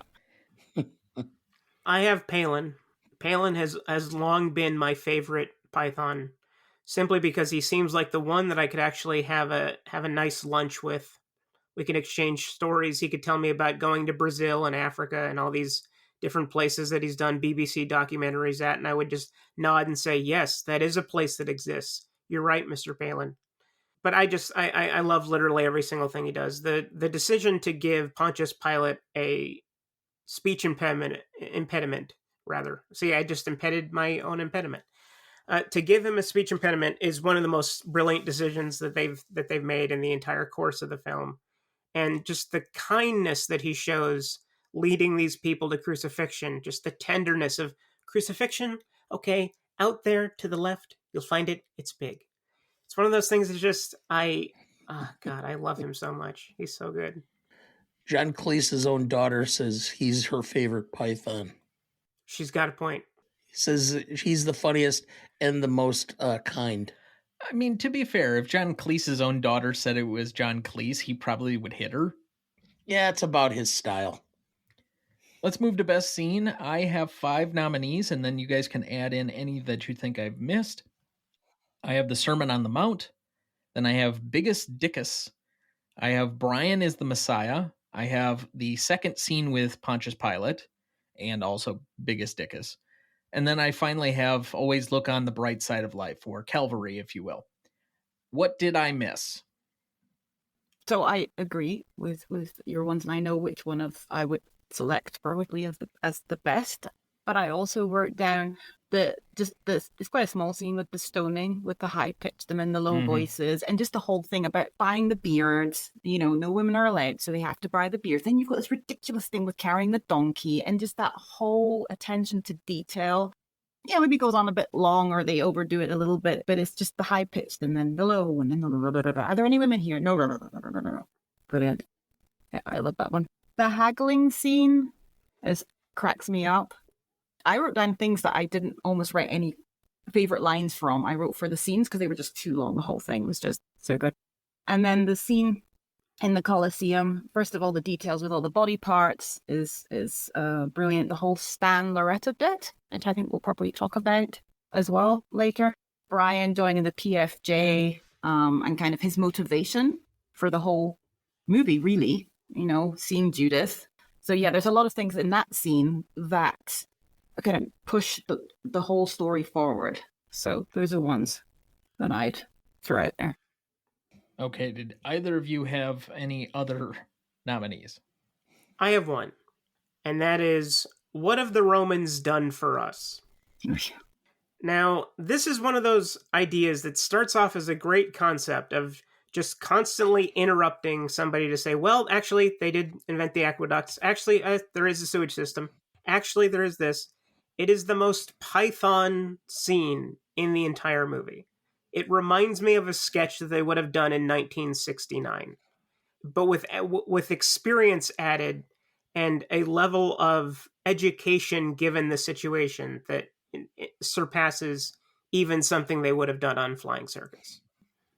Just insert modern politician name in there, and it could serve and be redone multiple times. Okay. Best scene, here are your nominees. Sermon on the Mount, The Stoning, Stan Loretta, What Have the Romans Done for Us, Latin Lesson, Biggest Dickus, Haggling, Brian is the Messiah, Pontius Pilate, and Always Look on the Bright Side of Life. Out of these, what is the best scene? The Sermon on the Mount to me, because it sets the entire tone of the film, which is just basically the absurdity of things, which is people taking stuff out of context, twisting it, and it becomes absurd, even though, the basis may be very serious and very poignant and meaningful, but people just have a tendency, they mishear things, they hear only what they want, they take it, they twist it, give it interpretations. Well, it's not just the cheesemakers. It's a metaphor to cover all dairy people. Like, wow, okay. Yeah, I would say that's the moment where you think this is going to be a much cleverer film than you probably were thinking. I mean, Holy Grail is somewhat absurd, and it's a collection of things that is poking fun at our Western canon mythology. But this is much more poignant and intentionally directed at religion and organization and institutions. So for me, that's probably the best scene as well, just because it sets you on a course. This film is not just to be comedic, it's about something. For me, it's the Messiah scene where they're all, I presume you mean the one where they're all chasing him and they're going, oh Lord, you are the Messiah, and this whole... Yes, and he finds the guy in the hole. Yeah, because I think, so where you say the Sermon on the Mount kind of sets the scene for the whole movie, for me, the Messiah collection of scenes strung together is the whole point. It's showing how ridiculous it is to grasp onto random objects or see them as signs.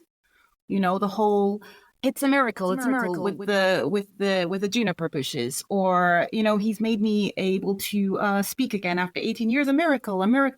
Or I had a Leo DiCaprio moment from the Once Upon a Time in Hollywood scene where they say, of course, the Messiah would deny he's the Messiah. And I'm like, oh, that came up in June too. And I was like, oh.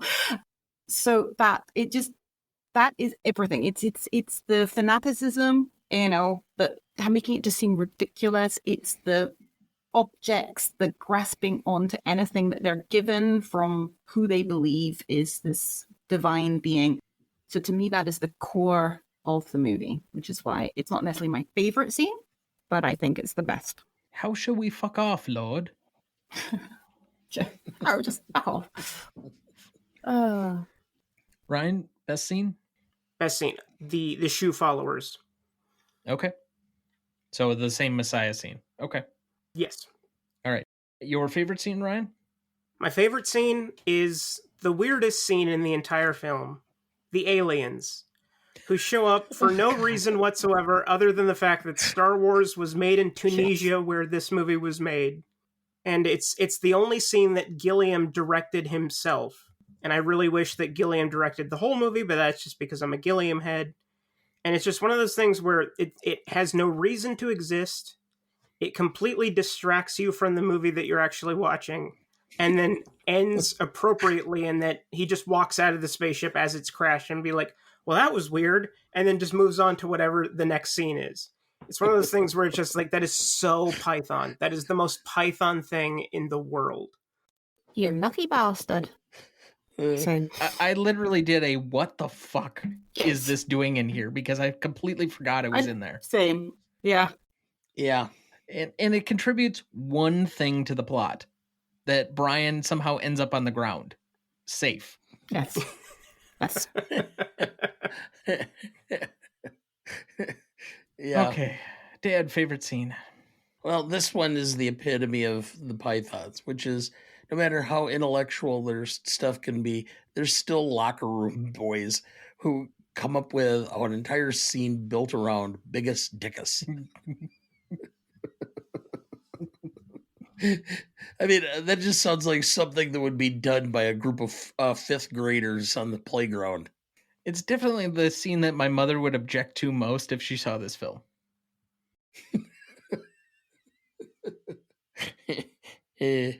I'm not sure about that. It would be kind of almost in her goofy wheelhouse. No, maybe like 5 days later, but in the moment. If you ask her right after the film, that was the stupidest part of the film. Yeah, that's the point, Ma. But it's the timing. You've got to admire the timing. So coming back to what we were saying about Palin, like the comedic timing of that, and everybody else just not cracking it. You can see he almost cracks, but it's just... Oh, he does break. He does break, but luckily the camera is behind his head so that you can't see it, but he's fully... He's corpsing. Yeah. He's completely corpsing the entire time. Yes. And they just didn't know when he was going to say incontinent to your buttocks. That's the best thing. They just didn't know. Brilliant. For For me, it's the Judean People's Front or the Suicide Squad. This whole thing built up as a joke through the entire thing, and they come out to Calvary only to commit suicide immediately. Well, they had about 4 other scenes of those people in the film, and they cut them out because they thought it was too much, and it distracted from the flow. So they cut them, but left the last scene in. Well, I heard they also cut it because of their helmets. Now, if you look at the helmets really closely, it's the Star of David mixed with the swastika. Yes. So I think that probably explains why they didn't do more. Well, the only reason that they're in the end of the movie is because after they kill themselves, characters walk amongst their corpses to talk to Brian, and they couldn't reshoot those scenes. So that's the only reason that they show up at the end at all. Otherwise, they would have been cut completely from the film. Heather, favorite scene? The Latin lesson. I read in my research for this that John Cleese was between school, university, or whatever, was at one point a Latin teacher. So this fits exactly what he's doing in this scene. And also it reminds me of my dad. My dad studied Latin and ancient Greek at university for his sins.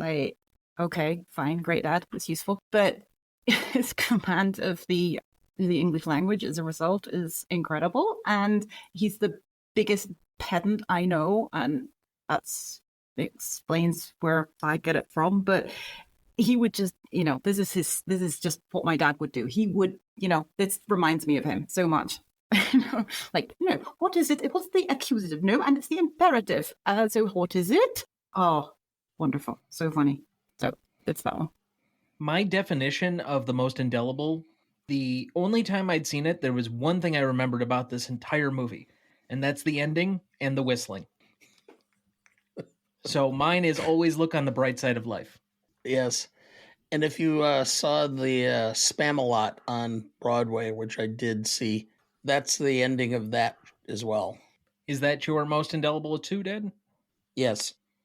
Heather, what's your most indelible? Yeah, so if you think of the things, as I said, I hadn't seen it for quite a few years, but yes, the ending, the always look on the bright side of life, and the other one, which you can always quote is, he's not the Messiah, he's a very naughty boy. That's the one line I really remembered completely from the film. What say you, Ryan?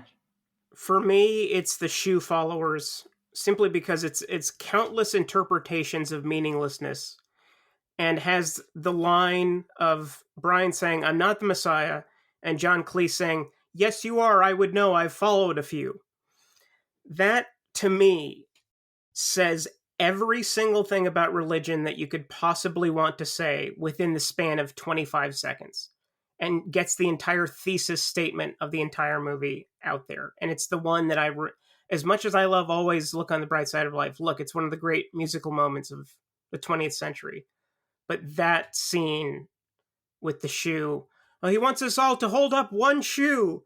No, he only wants us to wear one shoe. That's just, oh my God, the best. Yes. Oh. So that's a good spot for our second break. We'll be right back. Before we jump back into the episode, as of this last month, all of our episodes are also now in video format. That's right, you can see my resting nerd face and all of Dana's famous OKs in pristine high definition. So far, we have 9 different episodes now available to watch. Just head to youtube.com/@gmotepodcast, or I have the full video and audio feeds on our website, ronnieduncanstudios.com/gmotepodcast. Both of those are in the episode description of this episode, so check us out there, and if you do, please like the video or subscribe to us. We would really appreciate it. Dad, do we have anyone to remember this week? Yes, we have one. Mitzi McCall, 93, American actress and comedian. Voiceover for Paw Paws and Darkwing Duck. She was a writer on shows such as One Day at a Time, Elf, and Charles in Charge. I remember her and her husband, Charlie Brill, from the Ed Sullivan Show. That's how old I am. She used to do a lot of game shows. She was one of those people that was always guesting on Match Game, where her and her husband would do tattletales and such that I'd watch during the summers when I was home from school. So And have probably subsequently rewatched as well because you're that kind might of nerd. have. Yeah, might have. But regardless, we recognize her here for her contributions with a moment of silence in her honor.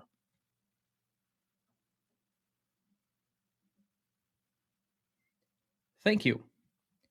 Let's go to Best Funniest Lines, which is likely to be our longest segment of the show. Spectator 1. I think it was, blessed are the cheesemakers. Aha, what's so special about the cheesemakers? Well, obviously it's not meant to be taken literally. It refers to any manufacturers of dairy products. Wise man, we were led by a star. Brian's mother, led by the bottle more like. Wise man, we must see him. We have presents, gold, frankincense, myrrh. Brian's mother, well, why didn't you say so? He's over here. Brian, excuse me. Are you the Judean People's Front? Reg, fuck off.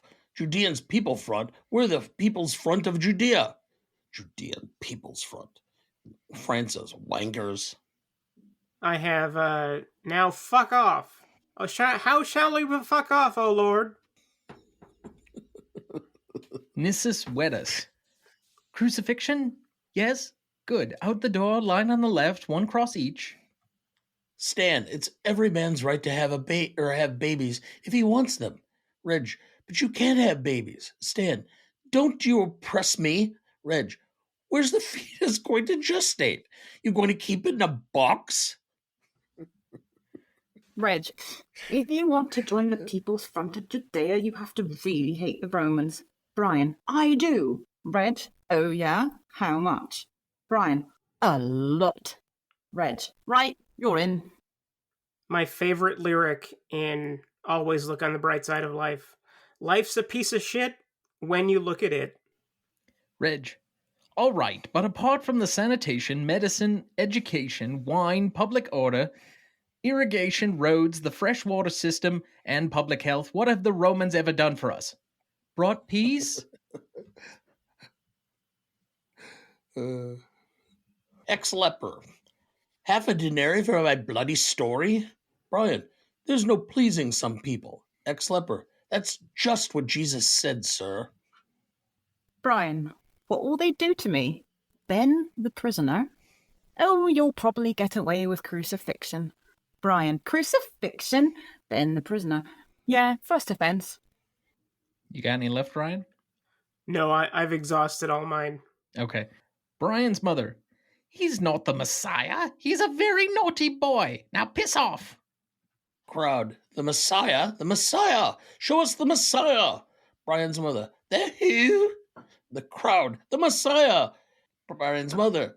There's no Messiah here. There's just a mess, all right, but no Messiah. Go away! Brian, look, you've got it all wrong. You don't need to follow me. You don't need to follow anybody. You've got to think for yourselves. You're all individuals. Crowd. Yes, we're all individuals. Brian, you're all different. Crowd. Yes, we are all different. Man and crowd. I'm not. Crowd. Shh. I've actually got one last one. Brian, I'm a Red Sea pedestrian and proud of it. Reg. What's the point of fighting for his right to have babies when he can't have babies? It is symbolic of our struggle against oppression. It's symbolic of his struggle against reality. Matthias. All I did was say to my wife, that piece of halibut was good enough for Jehovah. Pontius Pilate. Who is this Wadwick you speak of? Man in crowd. He's a wobber. Man in crowd. And a wapist. Girl in crowd. And a pickpocket. Stupid. Brian. I am not the Messiah. I say you are, Lord, and I should know. I've followed a few. Nissus Vetus. Crucifixion. Mr. Cheeky. No, it's freedom, actually. Nissus Vetus. What? Mr. Cheeky. Yeah, they said I hadn't done anything, and I could just go and live on an island somewhere. Nissus Vetus. Oh, jolly good. Well, off you go then, Mr. Cheeky. No, I'm just pulling your leg. It's crucifixion, really.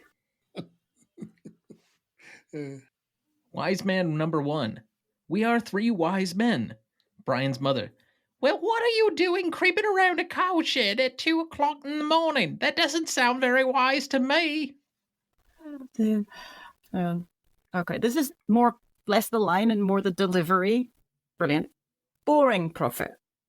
There shall in that time be rumours of things going astray, and there may be great confusion as to where these things really are, and nobody will really know where lieth these things with the sort of raffia work base that has an attachment. At that time a friend shall lose his friend's hammer, and the young shall not know where lieth the things possessed by their fathers that their fathers put there only last night, about 8 o'clock. You got any left, Pop? No, I'm out. Okay. I could have went on, but I Yes. tried to be selective. All right, I have one left. Gregory. I'm Brian, and so's my wife.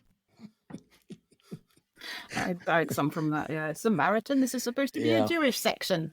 It doesn't matter, you're all going to die in a day or two. All right, shall we go to the Stanley rubric? Legacy is up first. If you are new to the show, this is the category that defines how the legacy of the film is divided between the audience and the industry. Those are two very different things. From the 5 years after the film came out until now, so roughly about 1984 to now, what is the legacy of this film?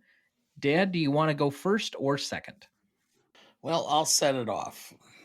From the industry, the critics, the people on the inside, the people who know comedy, that are writing the lists, who are doing the legacy things, those people, this is a 5. It is held in such high esteem. It's considered by some to be the greatest comedy movie ever. Unfortunately, for the public, I have to go much lower because this is not even the first film that a lot of Python fans point to. You know, they did the compilation film of their shows, which was Now for Something Completely Different. They're familiar with the shows. It just does not resonate in, well, at least as far as I can tell from within general public. Python fans will remember it and they'll talk about it, but if you mention it, people have heard of it, but most people have never seen it. So for the public, I have to go with a 1.5 because it's just not had the legs. And I don't know if it's because of the religious aspects or what, but as far as at least around here, it just does not have the resonance. So 6.5 overall. It should come as absolutely no surprise to anyone that I'm fairly close to you in my scoring. The only difference I really have is in the audience scoring. I don't know if I'm going to go quite that low because there are people that have heard of it, but I'm not going to go very much higher. I have it at a 2. I'm very close to a 2.5 because I do think this isn't like it's not a cult favorite because Python has been heard of, but it's not necessarily the one that people think of when you say Monty Python. That's Holy Grail. But I do think this is still more popular or more famous than Meaning of Life and probably Flying Circus. So if you go in the hierarchy, it's tough to say overall, but because of the name recognition and the people that are in it, I have to give it a little bit higher up because there are people that are in the general casual audience that have probably seen this. So I'll go at 2 and I have a 7. Before we go on, I just wanted to add to my argument. It's interesting that really what brought a lot of this back again is the fact that it became just a huge runaway success on Broadway when Eric Idle wrote songs and converted Holy Grail into a musical.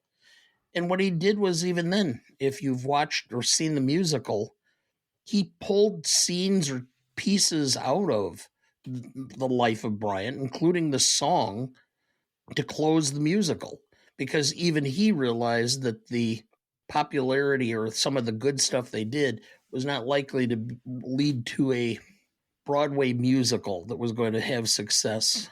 So I think that's kind of cemented this is not really the more popular of the Python films. So I agree with everything from the industry perspective. I think the influence is undeniable, even today. And I think we said it earlier, even if people don't know what that influence is, you can tell it's somewhere from the Pythons.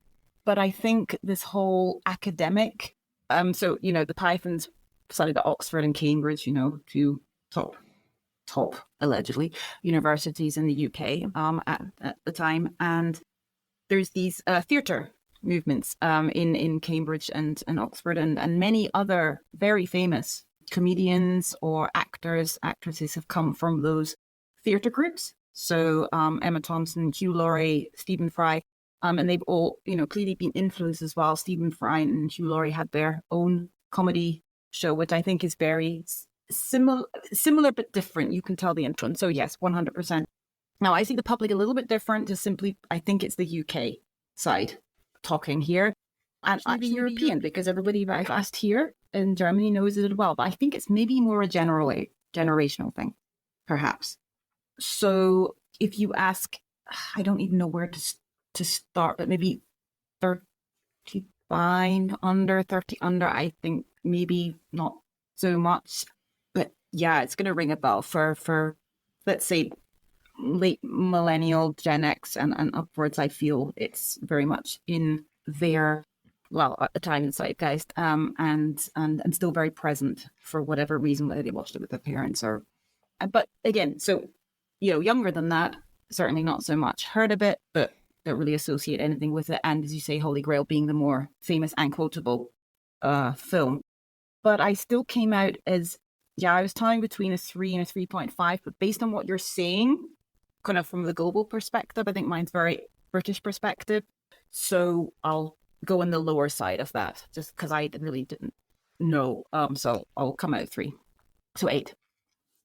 Obviously, for the industry and the Illuminati of comedy, this is definitely a 5.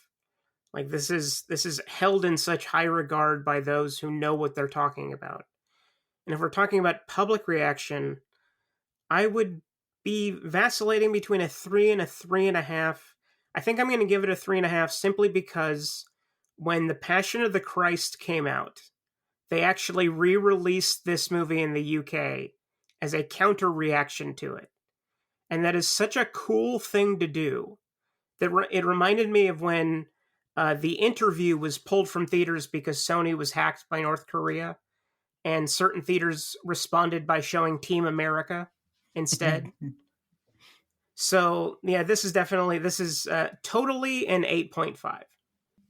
All right, so we have some varied scoring across the board here, but we are at a 7.5 average between the 4 of us. Impact and significance, I will lead this one off. At the time, it's hard to say. I mean, certain critics, yes, had reverence for it, but I don't think it was universal. And while most people still thought it was funny, it was kind of lukewarm as to what I think. It was somewhat ahead of its time as far as the comedy goes, and not everybody was ready for a religious, if you can call it that, comedy. It also did well, but not like terribly well. The original producers, EMI, obviously dropped the screenplay, so it had to have private financing. Although, I mean, is George Harrison really private financing? So I'm gonna have a 3 on the industry side, and on the public side, it's hard to quantify exactly what the backlash against the film was, both in America, the UK, and then worldwide. I do think that there was enough of a religious backlash. I know there are some famous interviews of Palin and Cleese kind of defending the movie from the UK that have made their rounds again on TikTok that I think my dad shared with me like multiple times at this point. I don't know. I'm going to come down at a fence sitting 2.5 for that. So I think I have a 5.5. I think the industry had generally positive views. And then you add to this that it really kind of launched a couple of things, which is I know that Terry Gilliam had a couple of films before the release of this, but I think it helped fuel a bunch of his film projects in the 80s. Just the fact that this had been kind of looked down upon, but it had some modicum of success. Add to that also that this helped launch both Cleese and Palin had movie careers in Hollywood after this. So I think the combination gives me a 4.5.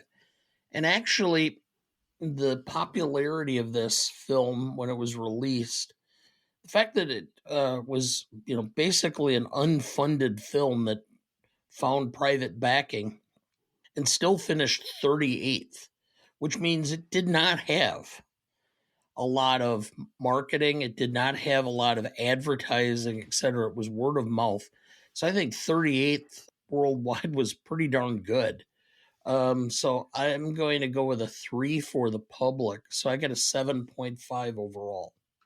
I think that in the short term, it was incredibly successful. I mean, it was passed by the British censors with a 14, which means that anybody 14 or over could see the film.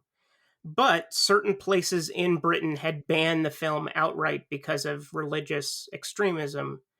And what I love about this is that communities would then bus people from certain villages and certain towns to other towns and villages where they could actually see the film. So there was a grassroots reaction to it, that people realized that something important was being made and it was being silenced and needed to be seen. So I would actually go with a 4 with the public. And then in terms of the industry, the fact that nobody tried to do this again, like there was one movie in 1980 called Holy Moses that was like the only other biblical type comedy. So it wasn't really one of those things where the industry was like, well, we got to get on top of this Christianity satirization. This is the bee's knees, if you know what I'm saying. It was just, but it's, yeah, this is a tough one. I think I'll give the public, I already said the public, didn't I? The public was, give public 3.5. Industry, I'll give it a 2. So 5.5. Yeah, so I'll do public first. I'd also heard that about the buses in the UK, that people were so keen to see it. Also, marketing slogan, which they ran with, was so funny. It's banned in Norway. Love that. And it was just banned many places. And I think it came out in the UK, I think you said this earlier, like a whole year, or at least the following year to what it came out in the US, due to, at the time, the UK having it's still the case, but, they believed it to be blasphemous, and that is against the law. Now, I also read or heard that these people were just speaking about it, having not seen it, which kind of ties into the theme of the movie of just believing things without really researching it and really finding out what's behind it. And a lot of it was to do with a leaked part of the script, which was taken out of context and read and led to quite a bit of outrage. But as is, they said already, in the UK, that seems to lead people to want to see something more. So all the buses and people and word of mouth, as you said. So yeah, I think I come out at 4 for the public. And industry is super hard, of course, because we weren't around there. And I think the critics were there was a lot of up in the air. The people who had seen it, I think, understood the film, and those that hadn't and were just basing it on snippets or maybe even just parts of the script were coming out lower. So I think I'll just go somewhere in the middle and say 2.5, 3, but that's not based on anything. So say 2.5, so 6.5. But it's hard to say. So that's a 6.25 average between the 4 of us. Novelty. Now, this is a category that I have played around with for a while as to splitting the category like our first 2 categories, but this time between originality and execution. So with that, I think that the originality, there is nothing else that to me is very much like this. There is no really other religious comedy or religious associated comedy. And as such, I would say from an originality standpoint, I have it at a 5. The execution, for me, there's a little bit lost. I'm not a huge Python head. I know that if you go back to our original Holy Grail episode, you'll hear some complaints from me. I'm a little more passive when it comes to Life of Brian because I think the script is about something. I think it's a little more clever. I think it's a little less ridiculous, except for the alien thing, which just seriously, what the fuck? But anyway, I digress. I think from an execution standpoint, there's a lot better writing. The acting is a little bit better, but some of the comedic delivery, just for me as a comedy snob, I find a little lacking, or at least it's cliche at this point, and it's probably because I appreciate more modern takes, which is just somewhat copying what they did originally. It just feels less fresh going back to it now. And so from that standpoint, I have it at a 3.5. I have an 8.5 overall. Well, this, as you said, in addressing the overall novelty of it, there is nothing like this. There is Life of Brian, and there literally is nothing else. Like, Holy Grail is like a completely different genre of film compared to this. Like, even though it didn't invent a genre, it's not like biblical comedy is a genre when you only have 2 movies that actually fit into it. You can't call it a genre. But it's entirely itself, and it wants to be nothing else other than itself. And I think that in terms of execution, it might be one of the 5 greatest comedies of the 20th century. And I say that with no amount of hyperbole, with no amount of irony. I mean that sincerely. This is one of the greatest films I've ever seen in my entire life, and it was a huge watershed moment for me as a human being. So I have to give it a 5. So that's a 10 for me. Yep, I also have a 5 for the originality, the inspiration for other comedies, the boundary pushing. I think is unique to this film, and as you've also all said, it's never been copied again. And yeah, just what they were trying to do and the message they were trying to get out there, and just this very Britishness of making fun of the most serious of topics, I think is, I mean, that's been done again since, but in the religious context less so. So yeah, 5 for sure. I have, for the execution, I have a 4. I think I agree. It is better directed. It's a better script than that. Yeah, it's more better script, more cohesive movie probably than the Holy Grail. I do have issues with some scenes. I'm not a fan of the alien spaceship. Sorry, sorry, Ryan. It took me completely out. I think there's parts of the Sermon on the Mount that goes on a little bit long with the nose. It's like, okay, we get it. He's got a big nose, and the stuttering scene is just painful. So those are minor complaints. So it's a 4 for me there. So total of 9. Everybody remembers who the first man on the moon was. Very few remember who the second was. Everybody remembers the first, or who's at least a movie or cinemaphile knows what the first talking film was. You don't remember the second. This is a blazing star in an area where films did not dare to tread, and no one has tried to tread there since. It is unique. There is nothing else. The closest we have are a couple of scenes in The History of the World Part 2 by Mel Brooks, where he kind of makes jokes about religion. You know, the scene where Mel's standing there and he drops one of the tablets and he goes, the 15 commandments, drops it. No, 10 commandments. Okay, that's the closest we have since. Execution, it's spot on. It doesn't attack the basic tenets of either Christianity. It doesn't put it in a way that is offensive to Jews. It doesn't attack anybody's beliefs in general. It attacks the institutions that control the message of religion. So I have no choice but to give this a 10. And I give 10s for Novelty so rarely. But this one deserves it for me. So that's a 9.38 average between the four of us.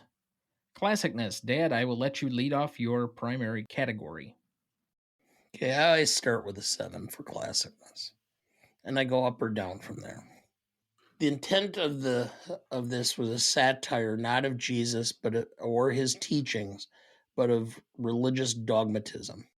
It foreshadowed all of the problems in the 1980s. Jim Baker, Jimmy Swaggart, all of these fallen religious icons who made themselves bigger than the teachings they were supposed to be espousing.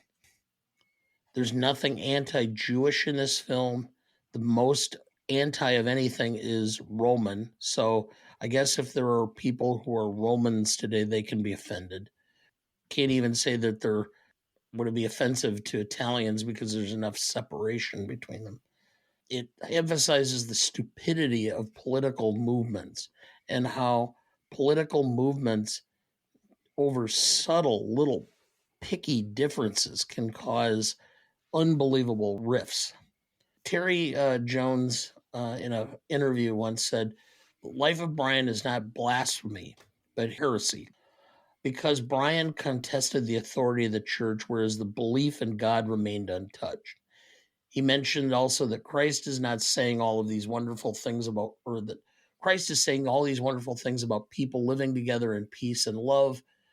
And then for the next 2,000 years, people are putting each other to death in his name because they can't agree on how he said it or in what order he said it.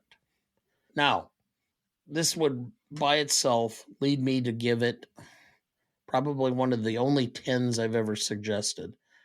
But the speech impediment. It's funny. It's whatever. But I have to give it a little bit of a downgrade because of that, because I work in a field where disability is an issue. Speech impediments are a medical condition. So I have to give it down. So I'm going to go to a 9.5 for that. Yeah, there are certain parts of it I think that were ahead of its time in the discussion. The Stan Loretta trans discussion. Yes, there's some phrasing from Cleese that is maybe not great, but the fact that they just accept Stan as Loretta and call her she, her, and sister from then on, and it's just not a topic really anymore, because very forward, especially I think with some of the things that Cleese has said recently as well. We're going to go against that, but yeah, so that was quite ahead of its time. I think there's other aspects you said as well that I just wouldn't be done nowadays. So the speech impediment, I think, probably, unfortunately, because I think it's hilarious, yeah, that would probably not be done nowadays. The stuttering again is another one. There's some blackface in it at the very beginning. It's hidden very well by the beard and the mask, but it's there.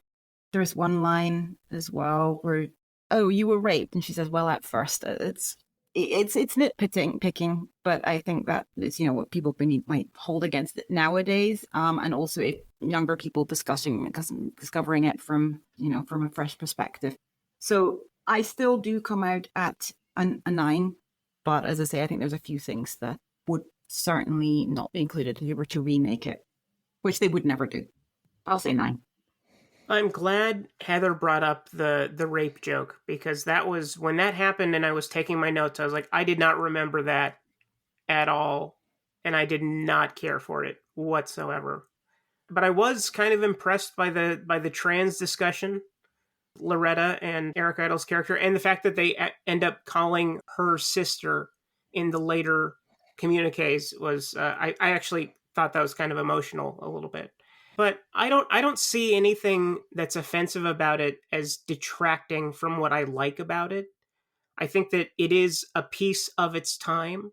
And I think that a lot like Blazing Saddles, if it were to be made today, which you could actually make Blazing Saddles today, you would just have to make some concessions. You'd have to do a little warm up on it. And I think that you could do Life of Brian today, but it would not have the same impact because it's too far removed from our political discourse.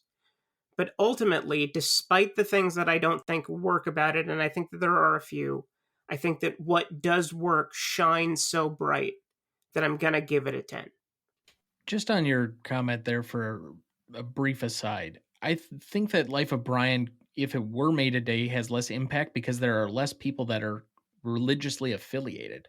And so at the time, you had a much larger degree of people associated with some type of organized religion that it hits home a little bit harder.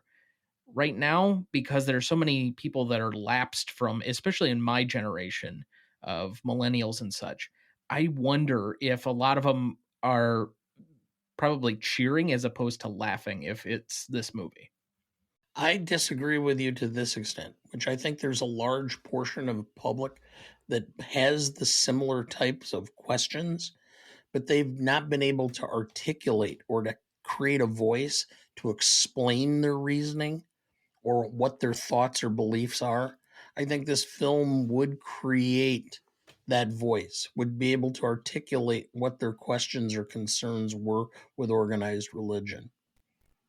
I also don't think it has to be religion. I think it can be any kind of institute or maybe even a political figure, that people follow without thinking about it. Or there's another theme that I don't think we touched on too much, but the idea about various groups infighting, when they should be uniting behind a common, or against a common enemy. Yeah, so in this case, the Romans, and you have this infighting between all the various people's fronts. And I think that is still very much true today. I know I don't want to get political, but there was recently an election in the UK. I know you guys have one coming up later this year, and there was all this tactical voting. People were saying, no, we need to all unite to get this one ruling party that had been ruling for 14 years. So where is it? Let's not infight. Let's not fight against each other. Let's see where it makes sense and make recommendations for tactical strategic voting based on that. And it worked. So I think that kind of focusing on the common enemy as opposed to infighting that's very much a theme that we see in this, and I think is still relevant today. And to say it doesn't have to be religion, it can be, as I say, a political figure. It can be, following, being obsessed with celebrities and what they say, and it's so important what their opinion is. So that could maybe be a slightly more modern slant on it. So like me, I probably will be the low man on this, but as far as starting around roughly a 7 and then working up or down, I do feel that this is clever in a lot of what it's doing. I think it's, for the most part, well written, was probably well received at the time. However, again, because they've been copied, and I've seen it in other forms that I think was fresher to me, or at least was more relevant to me, that this loses out a little bit of comedic steam. It doesn't hold up quite as well. Some of the line deliveries and things just don't seem as fresh, to my age group, I would guess. And as such, I can't go up too very high. I will give it a little bit of credit for, obviously, we've mentioned the Stan Loretta thing for a while now. I think that's probably one of the more progressive DEI or diversity and inclusion things that we can point to. There is a little bit of punching down in a few spots that we already mentioned. There's just some rough spots that, it's a comedy. For a comedy that's 45 years old, if we're nitpicking some very small, minor spots, okay. The graphics on the alien scene look kind of absurd, but that was kind of the point even at the time. But ultimately, I come down at an 8.5. So that's a 9.25 average between the four of us.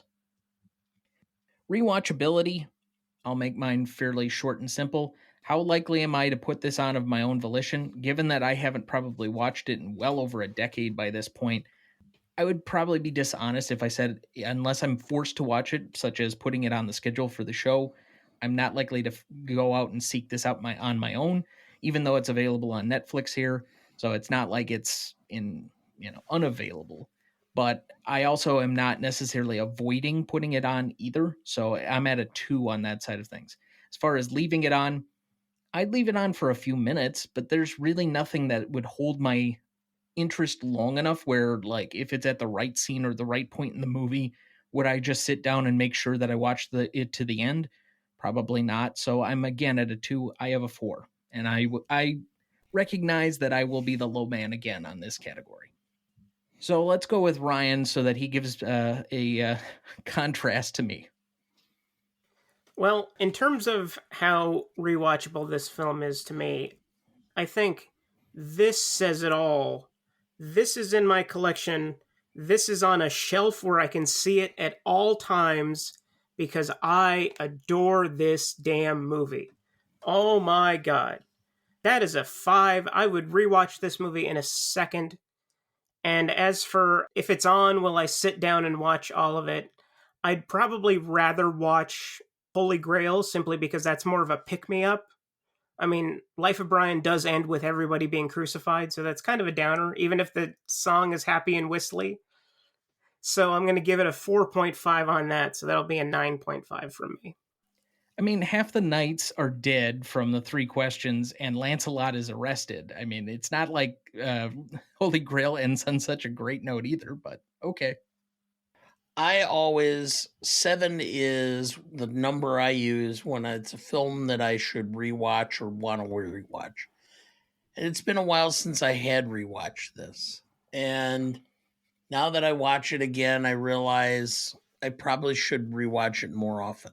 Is this going to be at the same rewatch level as the Holy Grail? To me, the Holy Grail is just funnier. This is much more satire and humor based on intellectual aspects. The Holy Grail is just plain, in the gutter being hilarious. It's absurd. That's going to always be the one Python thing I would watch. The same would go for the TV shows because some of this absurdity of the flying circus, etc. Okay. So this is going to be right on that cusp where I'm going to rewatch it. I should do it on a regular basis, but I just can't go any higher. So it's 7.5 for me for rewatchability. So yeah, do you know what you were saying? Like I hadn't watched both of you said I hadn't watched this for ages. And I'm like, yeah, this is actually a really good movie. I should watch this more often. I don't really rewatch movies because I have such a long watch list of films I need to catch up with, current films.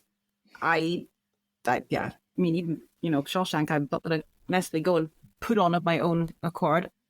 But of course, if it's on, I'll leave it on.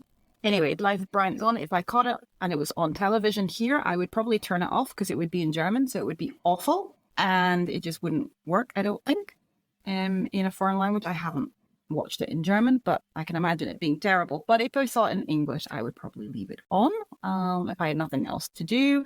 So I'll say 4.5 there. And would I just go and put it on? To say, I don't really put on anything that I don't have to watch for a reason, either Oscar predictions catching up or just things that have been on my watch list for so long.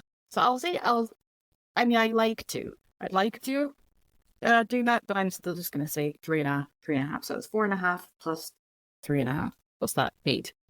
So that's a 7.25 average between the 4 of us. So for audience score on this one, we had an 89% for Google users and a 93% for Rotten Tomato users, giving us a 9.1.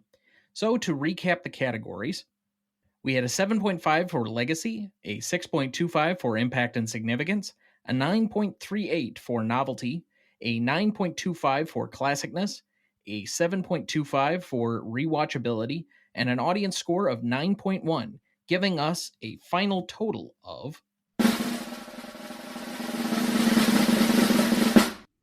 48.73, and currently placing it on our list 51st. It is at number 68 between The Sting and Whiplash.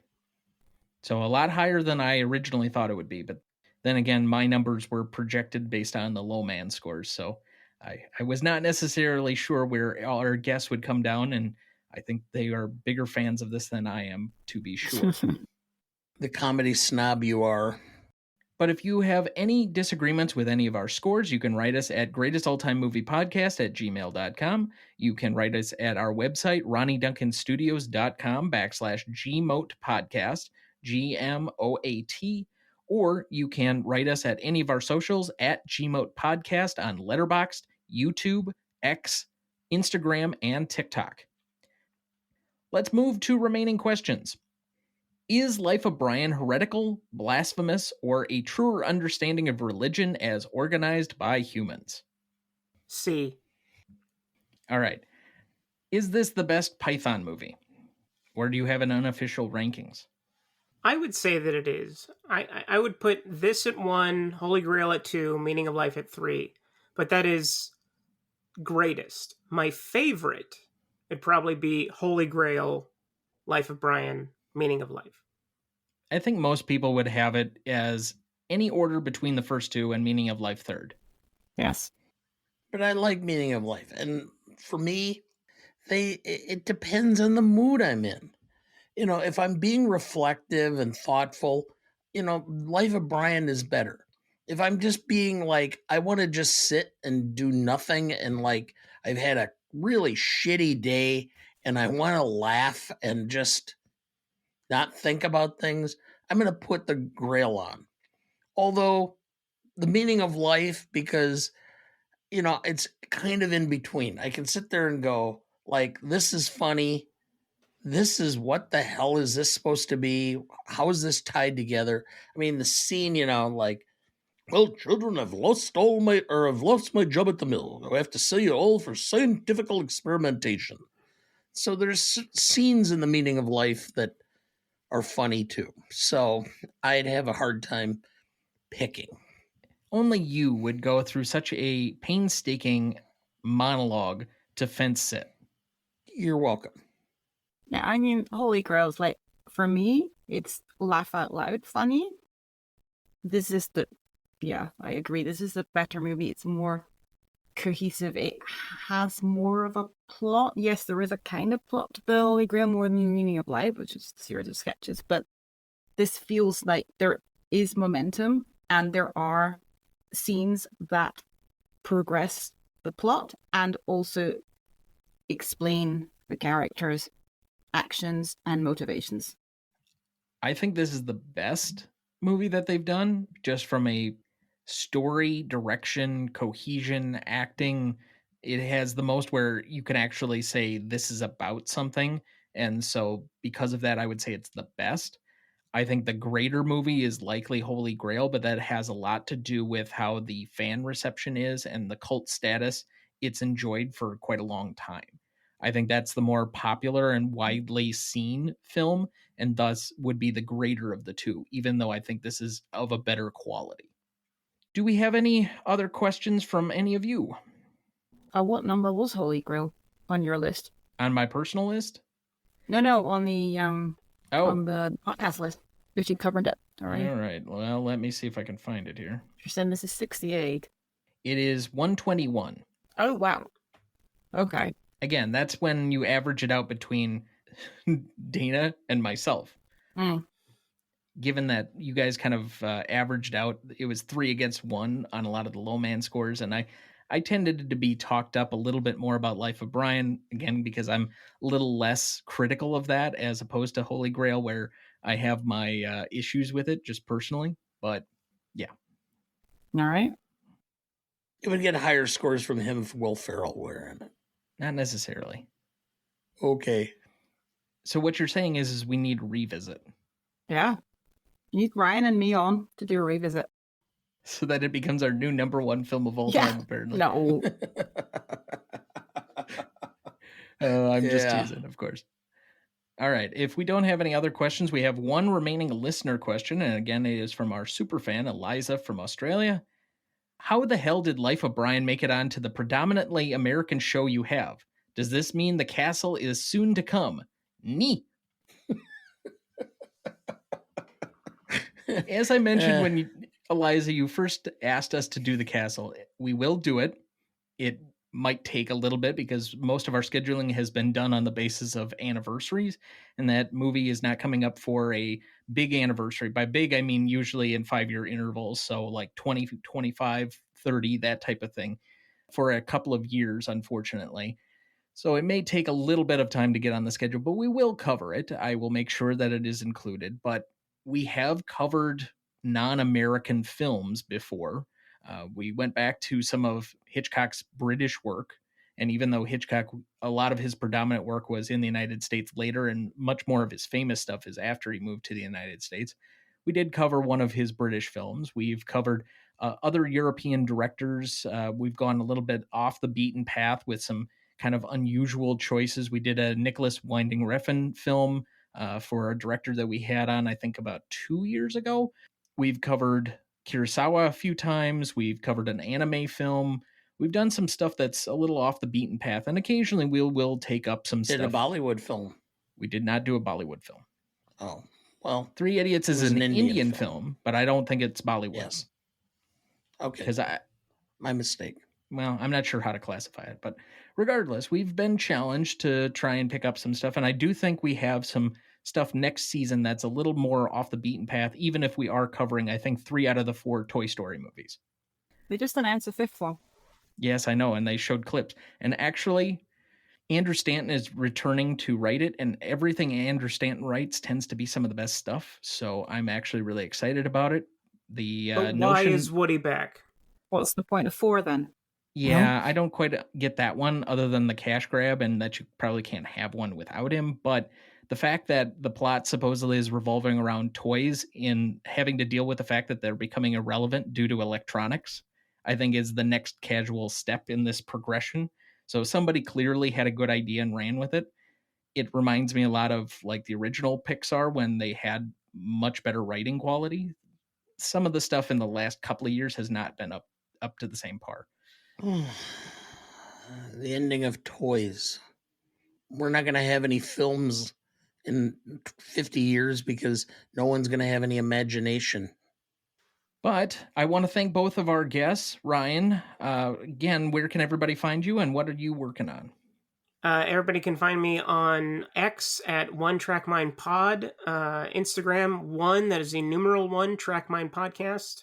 I'm on Facebook, on Blue Sky. You can find Reels of Justice at Reels of Justice on X, Instagram, Facebook, everything.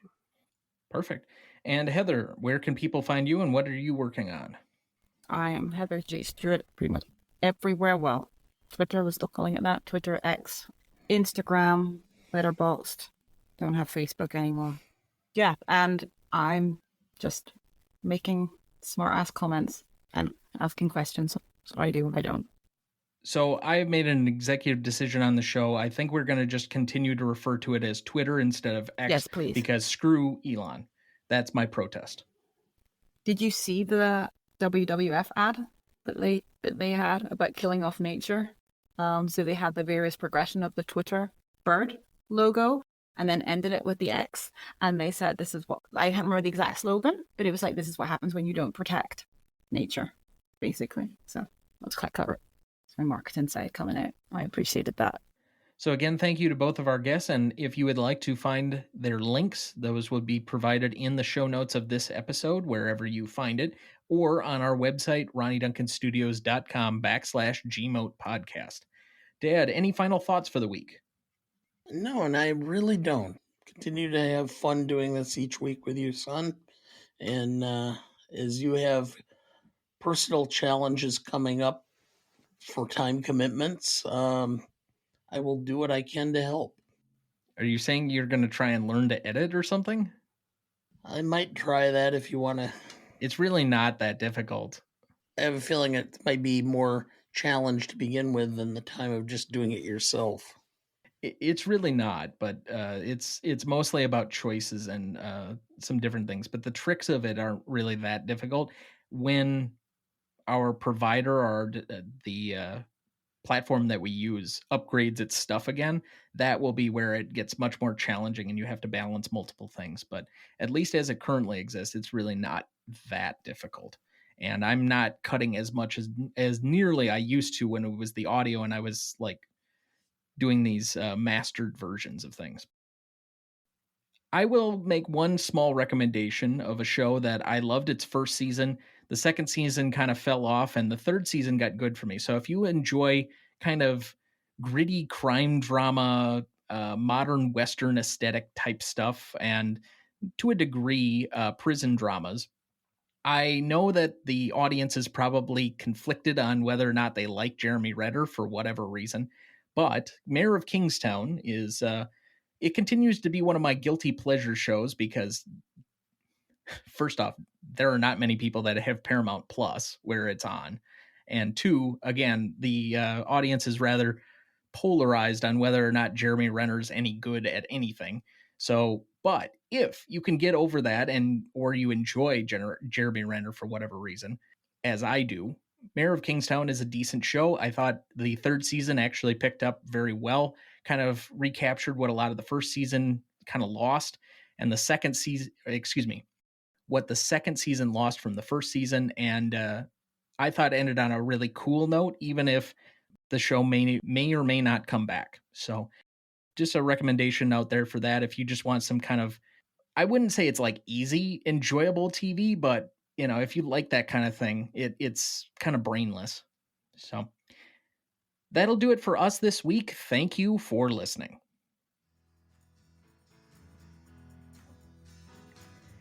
The stuff that dreams are made of. Next week, for our 225th episode, we welcome two new celebrity guests, Jen and Sarah of the Movies and Us podcast, to discuss one of the greatest directorial debuts ever with The Maltese Falcon from 1941. Written and directed by John Huston, music by Adolf Deutsch, starring Humphrey Bogart, Mary Astor, Peter Lorre, and Sidney Greenstreet. You won't want to miss that one, so watch ahead of the show by searching the Real Good app to find where it's streaming for you. That's REELGOOD. Please like, follow, rate, and review, or whatever on whichever platform you have so that more can join in on our fun. You can also email the show at thenewRonnieDuncanStudios.com or at greatestaltimemoviepodcast@gmail.com, or find us on YouTube, Instagram, Twitter, Letterboxd, or TikTok at the handle @GModePodcast. The Greatest Movie of All Time is a production of Ronnie Duncan Studios. Our show is mixed, edited, and written by Thomas Duncan. Our music is thanks to Purple Planet Music. Our technical provider and distributor is Captivate FM.